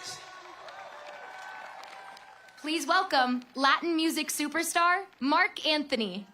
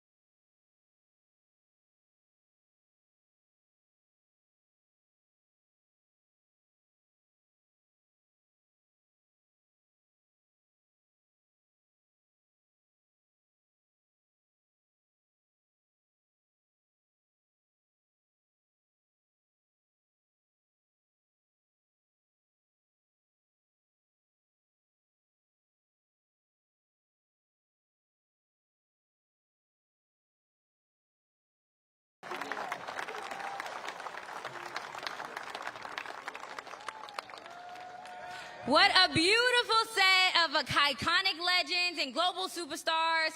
Here's our last little hoorah here at the Midway. We got someone that's incredibly amazing that worked at the Accidental Activist, which is incredible. We got Malia's art teacher.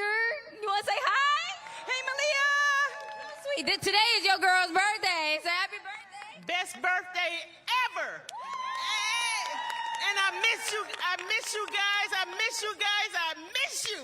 We miss you. With President Obama, dog. We want to keep. Yeah, we want to make sure that. Bring him. Thanks, Michelle. What do you have to say, sir? Oh yeah, you want to. That part. Okay. Yep. Okay, and tell us what you did. So my name is Jasmine, and I worked on the first presidential campaign. So it was amazing. We got some incredible people out here. It's been so amazing. What is this for you guys? Like, it's been just a whirlwind of iconic people and beautiful sets, and I'm just so happy. I'm happy to be here. Listen, I double dutched. I learned how to double dutch for the first time. My homeschool self finally learned. And listen, we are excited. This has been so incredible. Thank you to the Midway. Keep your energy up. There's still more to come, and I'll see y'all over there.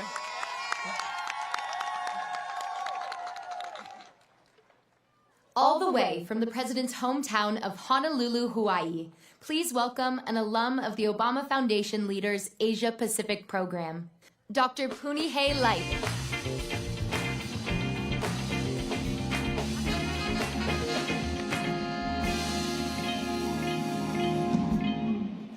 Aloha. Aloha. Where I come from, to introduce someone means we have pilina, a connection. If this man walked into my home, my children would call him uncle, because we are both keikio ka'aina, children of Hawaii. We have been nourished by her lands, kissed by her rains, and inherited a kuleana, a sacred responsibility to care for those we will never meet.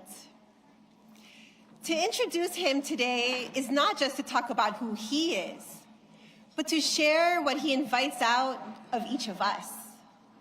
He invites and we respond.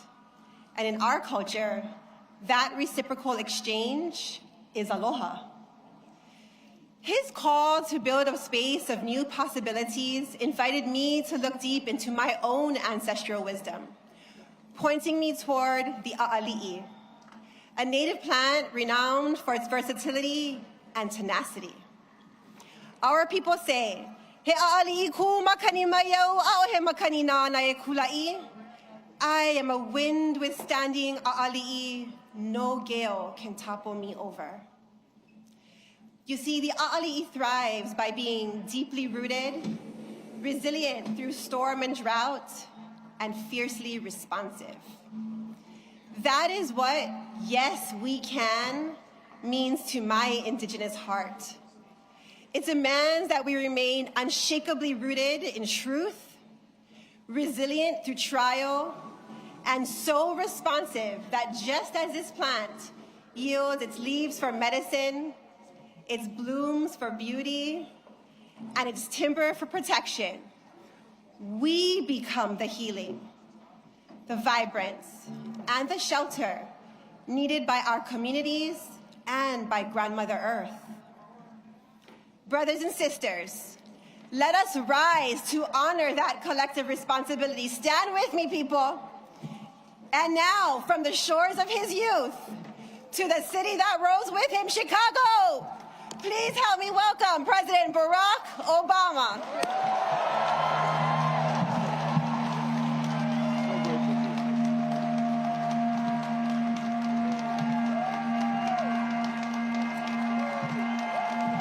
Hello, Chicago. Sweet home, Chicago. Please have a seat. Thank you, Punihei, for that outstanding introduction. President and Mrs. Bush, President and Secretary Clinton, thank you for being with us today and for your devotion to our country.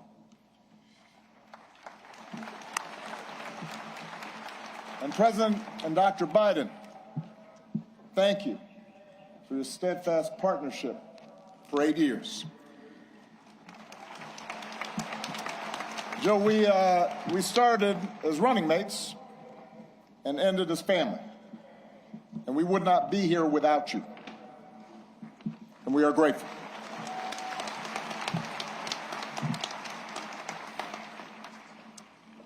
To our amazing foundation staff and our amazing board, to Governor Pritzker, Mayor Johnson, thank you for making this center possible. To congressional leaders and foreign dignitaries who've made the trip, I cherish our partnership together and all we got accomplished together. Thank you.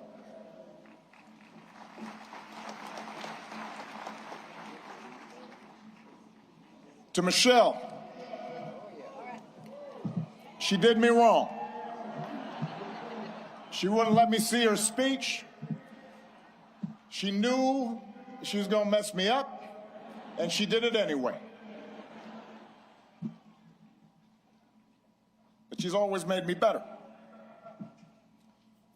And I could not be more grateful. And to Sasha and Malia, what can I say? You mean everything to me. More than 40 years ago, on a late summer afternoon in 1985, I arrived here in Chicago, entering the city through the very spot where this center now stands. I can still picture myself heading down what was then Cornell Drive in a janky used car that I'd bought in New York, with all my worldly possessions stuffed in the trunk and the back seat, so I really couldn't see out of the rearview mirror, and I was a safety hazard. And I was 23 years old. I'd just been hired by a group of churches on the South Side to help organize a part of the city that had been battered by steel plant closings and chronic neglect. And I didn't have much organizing experience. Didn't know anybody in Chicago. But I had been inspired by the civil rights movement, and I knew I wanted to make a difference. And although I wasn't sure exactly how I was going to do that, I was possessed with this abiding faith that if we could give people more of a say in the forces that govern their lives, if we could bridge some of the differences that drove us apart, then we could build an America where everyone counts and everyone has a fair shot and everyone belongs. Even a mixed-race kid with a weird backstory and a name nobody could pronounce.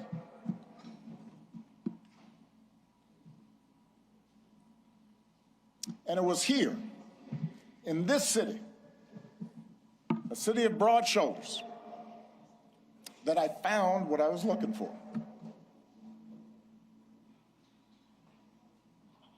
Day by day, block by block, I got to know the people who lived here, their hopes, their dreams, their tragedies and their triumphs.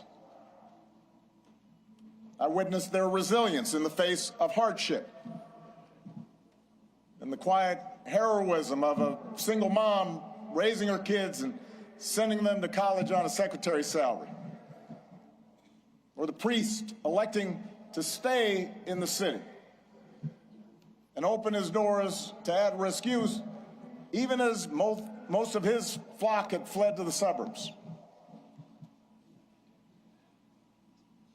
I learned that leadership has less to do with titles or rank or chasing attention than with helping others find their voice reaching their potential, and sitting around people's kitchen tables or on their back porches, spending time in church basements, in barbershops. I was reminded that everyone has a story to tell if you just care to listen. Sacred stories, full of courage and humor and grace, and that each of those stories in some way connected to my own. In other words, I found my purpose here, and I fortified my faith here, and I found my community here, friendships that would last a lifetime. And I found a girl from the South Side who has been my greatest blessing.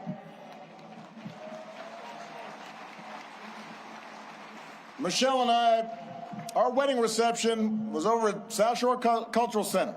You could walk from here. Our daughters were born right down the street. This is where we bought our first home. This is where our kids took their first steps. This is where I launched my candidacy for the Illinois State Senate over at the Ramada Inn on Lakeshore Drive, serving pretzels and soda, embarking on the path that ultimately and improbably led to this day. So, for me, this center could not be anyplace else. It's an expression of thanks, an acknowledgement that so much of what I hold most dear I owe to the people of this city and the people of these surrounding neighborhoods.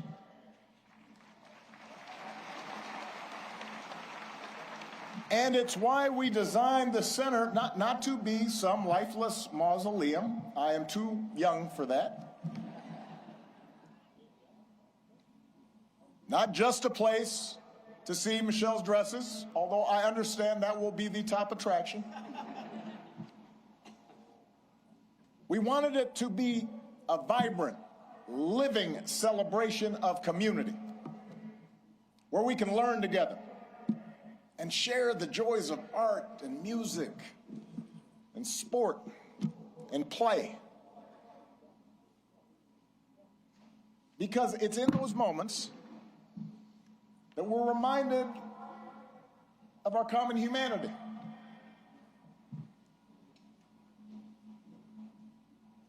And strengthen the bonds of trust that not only make our lives richer, but make our democracy stronger. Now, we also wanted this center to be a celebration of the extraordinary public servants, many of whom are here today, that made this journey possible. Some of you helped get me elected. Some of you I had to talk into joining my administration. Some of you were seasoned veterans who helped show a rookie president the ropes. But a lot of you were younger than I was when I first drove into this city. And we're all a bit older now. Many of you have children of your own, even grandchildren. But the passage of time has only deepened my admiration for your talent and your dedication and your skill. It's only deepened my gratitude for how much you and your families sacrifice to make this country better. So when you visit this center today or in days to come, I hope you see yourselves and your hard work reflected in every exhibit. And I hope you take pride in what we accomplish together. You made that happen.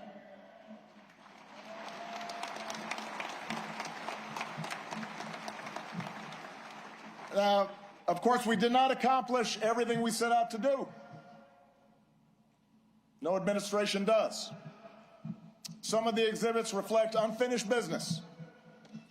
In some cases, my own shortcomings and mistakes. In some cases, because, as a sign I kept on the Resolute desk read, hard things are hard. And that's especially true in a big, raucous, diverse, argumentative democracy like the United States of America. Everybody's got an opinion. And that means getting stuff done involves reconciling the demands of a couple of 100 million people. Democracy can be frustrating. It can be slow. It can be inefficient. And yet, more than anything, I hope this center will serve as an affirmation of just how special, how precious our democracy truly is, and remind us what we can achieve when we embrace our shared responsibilities as citizens.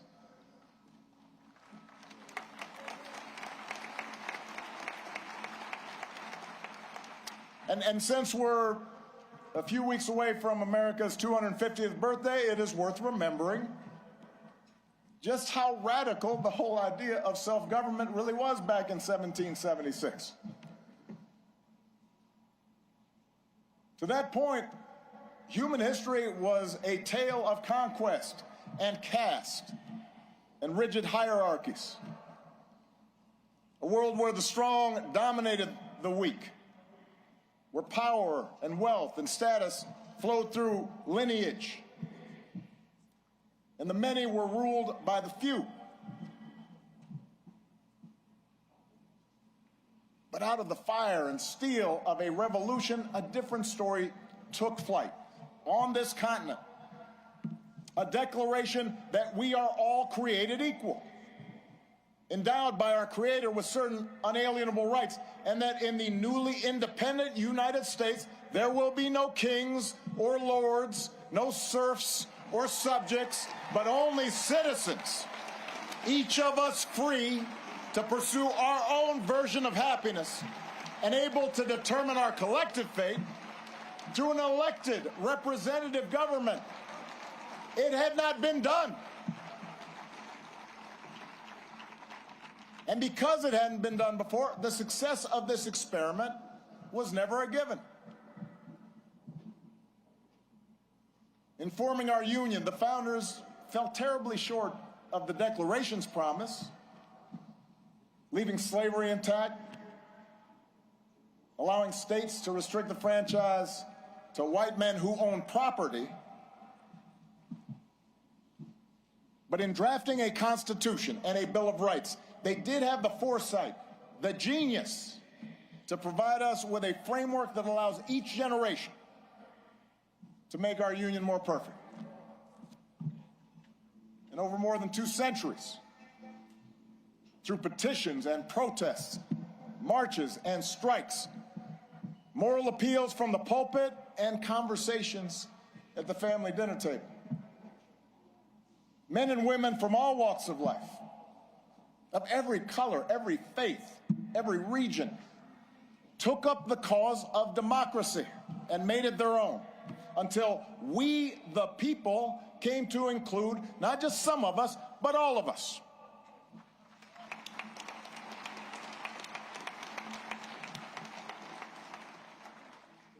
And that's why the story we tell in this building begins not with Michelle's origins or my origins, but with our nation's, with a founding era print of the Declaration of Independence, and a pen and inkstand used by Frederick Douglass, Lincoln's Bible, and a pamphlet by Ida B. Wells, suffragist buttons, and a hard hat worn by FDR's Labor Secretary, Francis Perkins.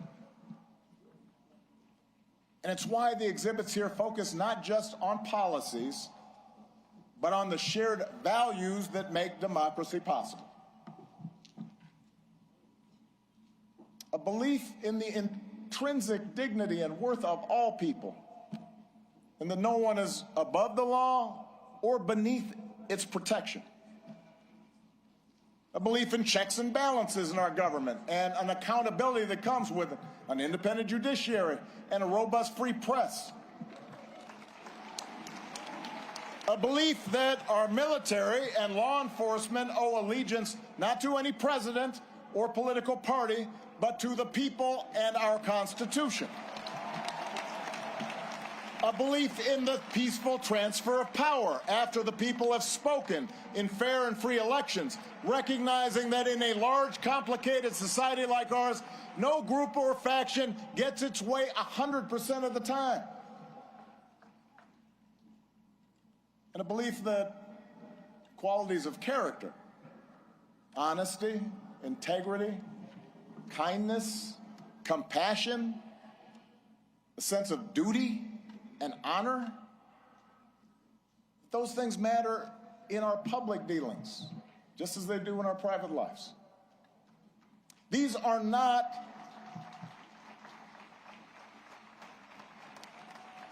these are the values and traditions I believe in. And they are not Republican or Democratic values. They're American values we can all share, regardless of party. Values every president here today, as different as we are, has tried our best to uphold. Values that John McCain and Mitt Romney believed in, no less than I did. It is our greatest inheritance, the story of America at its best, because it reflects a basic faith in the decency of our fellow citizens and the possibility that, despite all of our differences, we can see each other and understand one another and make common cause together.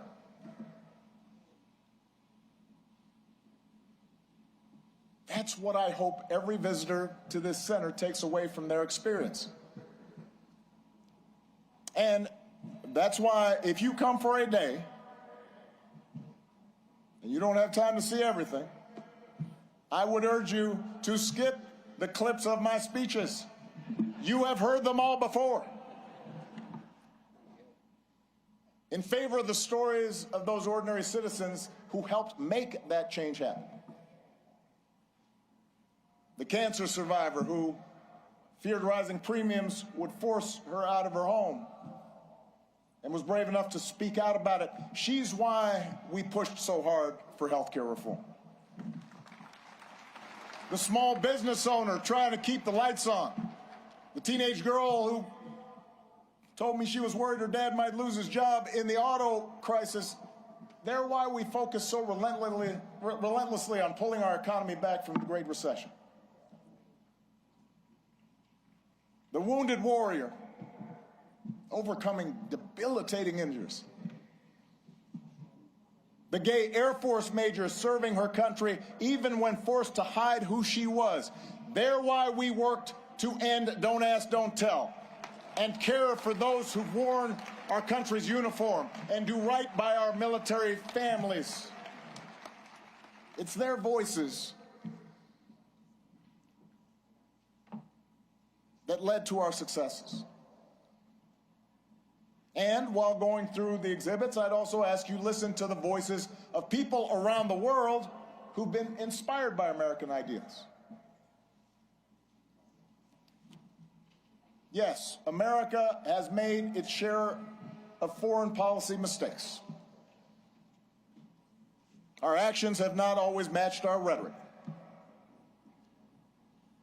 We've learned that we can't solve every conflict or stop every atrocity around the globe, but at our best, the United States has been an undeniable force for good in the world. And what I heard on every continent as president is that when American foreign policy lives up to our highest ideals, when we champion human rights and democracy and the sound stewardship of our planet, when we take the lead in eradicating disease and feeding the hungry and educating children, when we encourage cooperation between nations, instead of trying to dominate and bully and squeeze every advantage just because we can, And most of all, when we show through our example here at home that even a country as big and diverse as ours can make democracy work, it turns out all nations, including ours, become more prosperous and secure. And the world gets a little bit brighter.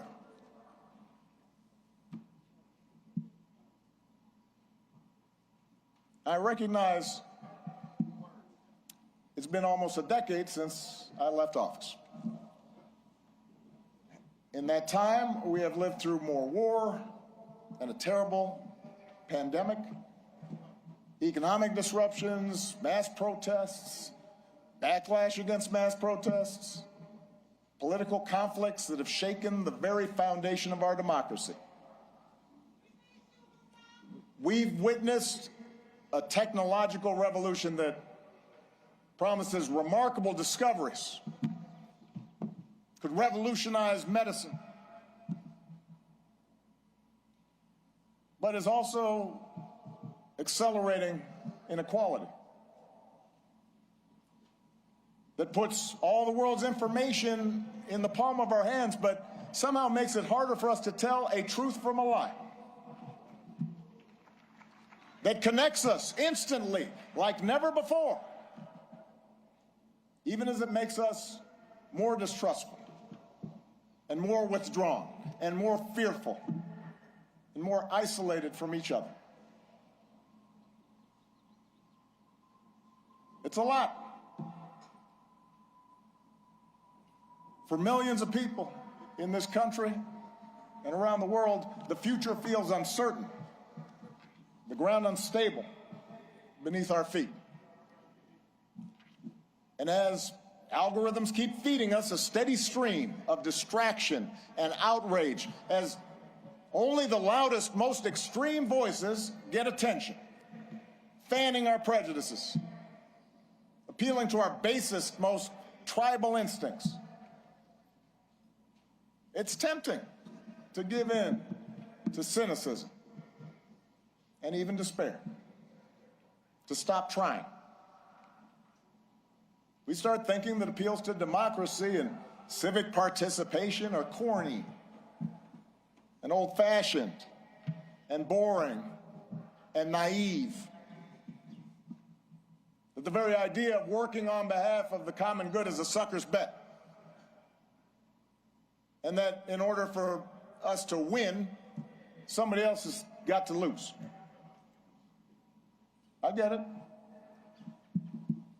I am not immune to anger or doubt. But I do know this. When we lose faith in each other, when we stop believing that voting matters, that citizenship matters, that our collective voices matter, that how we treat each other no longer matters, then we give away our power to decide our own futures. We open the door to the most ruthless, or the most careless, or the most fearful among us, who see some groups and some people as more equal than others, and see government as nothing more than a way to divvy up the spoils and punish enemies and keep those who are different in their place.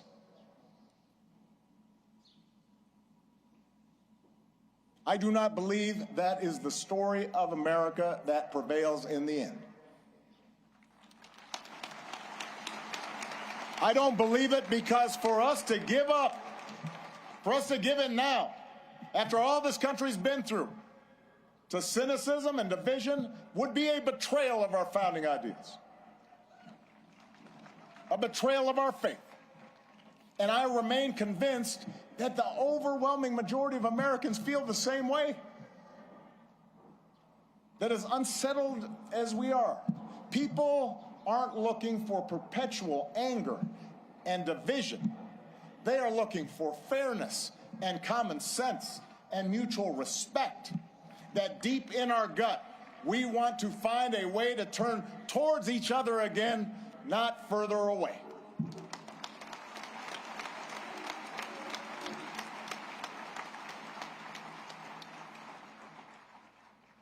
I believe this because I've seen it all across our country. In cities that have worked together to reclaim their streets from crime, in rural communities that have rebuilt their economy, in businesses that are finding new ways to make housing affordable, in those ordinary people in the Twin Cities who brave frigid temperatures, risk their own safety, standing shoulder to shoulder to look out for their neighbors and sometimes look out for strangers because they knew that was the right thing to do. I've seen it.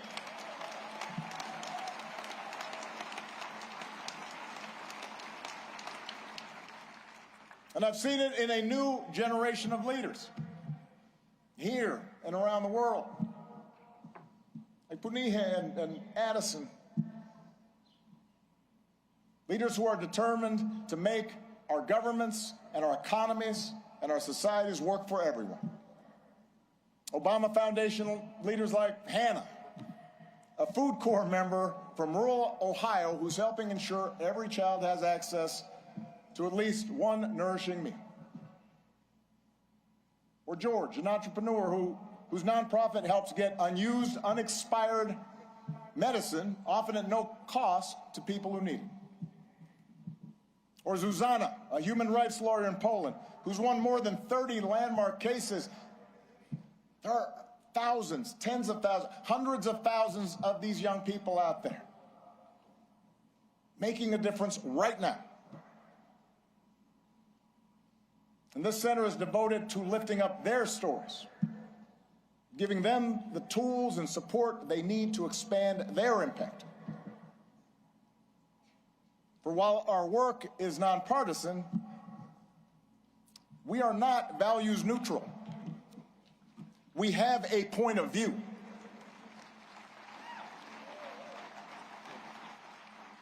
The exhibits in the center are not meant to evoke nostalgia for some gauzy bygone era, some unattainable past that we can dream about and say, oh, we miss you, Barack. They're meant to remind us of who we can be, to remind us of what's possible, so we can forge ahead, clear-eyed and confident, and do the work that still needs to be done. We can learn from the past, but America's story isn't frozen in the past.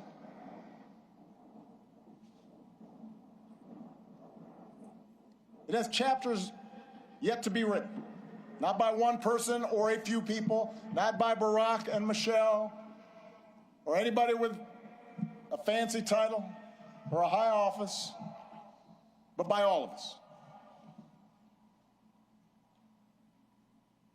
You know, one of the things a lot of presidential libraries now have in common is a replica of the Oval Office. And if you take a peek at the one inside this building, you will see some objects that carried some special meaning for me during the time that I was in office.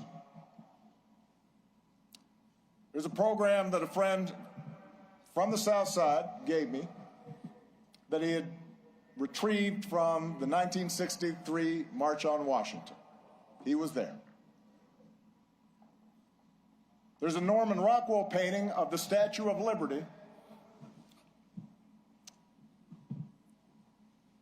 with workers hanging on ropes, burnishing the torch that she holds aloft. And on the rug, you'll read words from some of America's greatest leaders, including a quote that inspired that arch that you see right there at the south end of the plaza by Martin Puryear. The arc of the moral universe is long, but it bends towards justice. And it's a quote that was often invoked by Dr. Martin Luther King Jr., but it originally comes from a Boston minister's sermon more than 170 years ago. And at the time, the abolitionist cause seemed lost. The Compromise of 1850 had made harboring fugitive slaves a crime under federal law, even in those states that had abolished slavery. And in a case that garnered national attention, a young fugitive in Boston had been seized and tried and marched to the wharf by hundreds of armed officers, where he was summarily put on a ship bound for the South, where he would remain in shackles and chains. It was a moment of profound uncertainty and despair. A moment the minister called darker than any New England had witnessed. We do not see, Reverend Theodore Parker observed, that justice is always done on earth.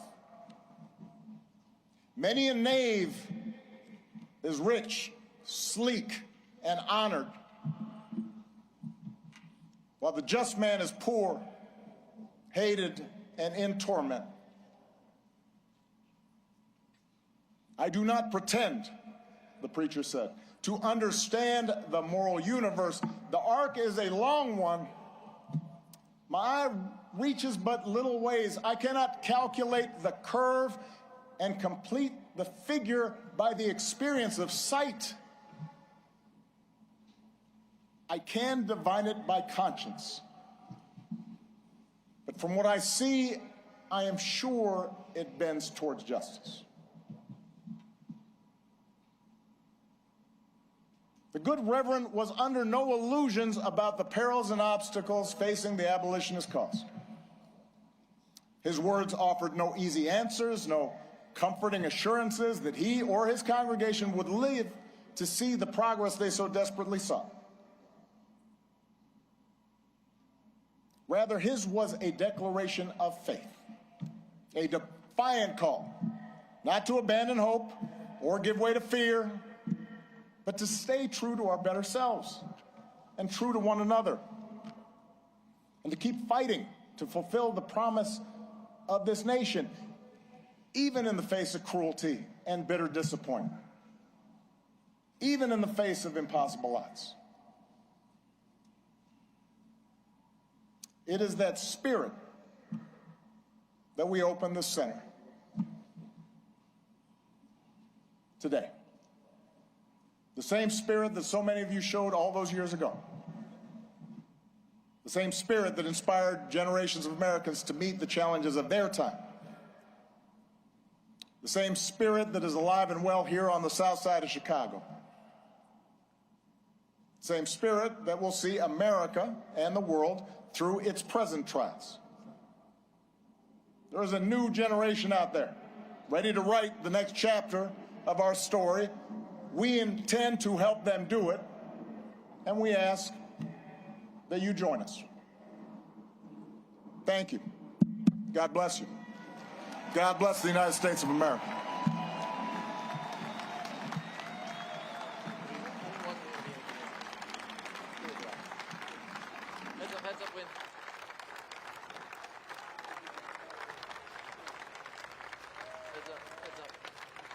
Yeah, he's not done.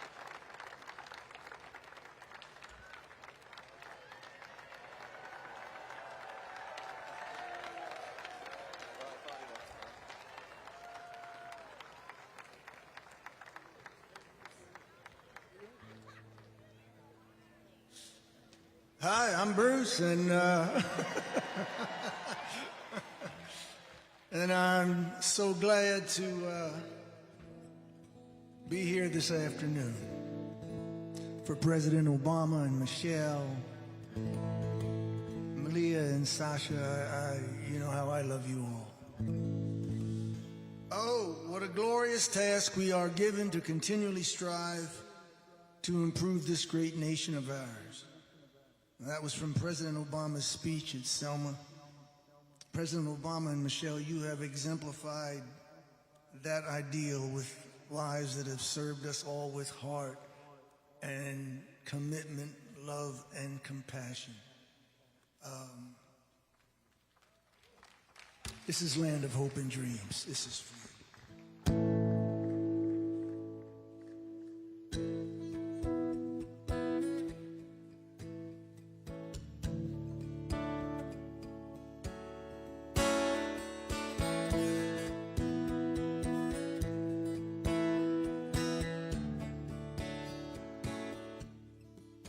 Grab your ticket and your suitcase. Thunder's rolling down this track. You don't know where you're going now, but you know you won't be back. Well, darling, if you're weary, lay your head upon my chest. We'll take what we can carry, yeah, and we'll leave the rest.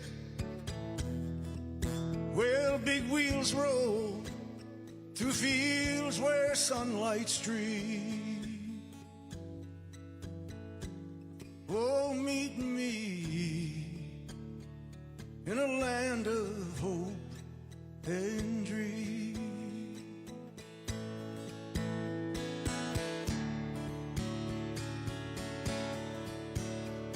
Yeah, well, I will provide for you when I'll stand by your side.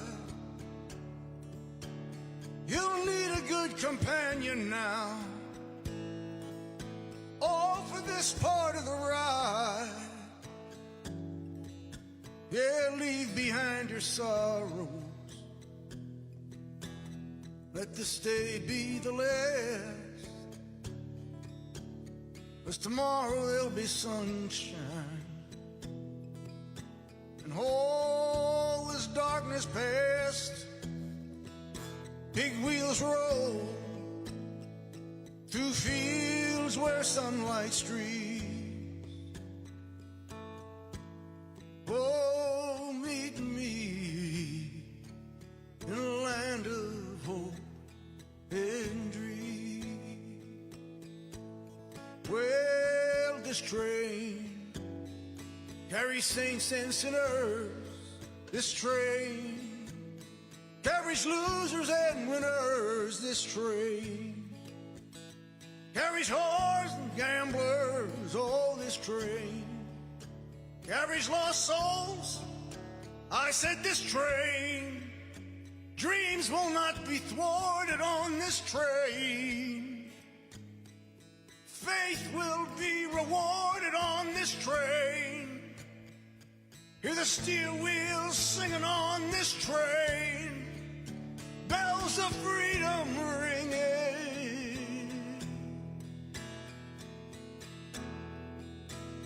Well, big wheels roll through fields where sunlight streams. Oh, meet me in a land of hope and dreams. Oh, meet me in a land of hope and dreams. Oh, meet me in a land of hope and dreams.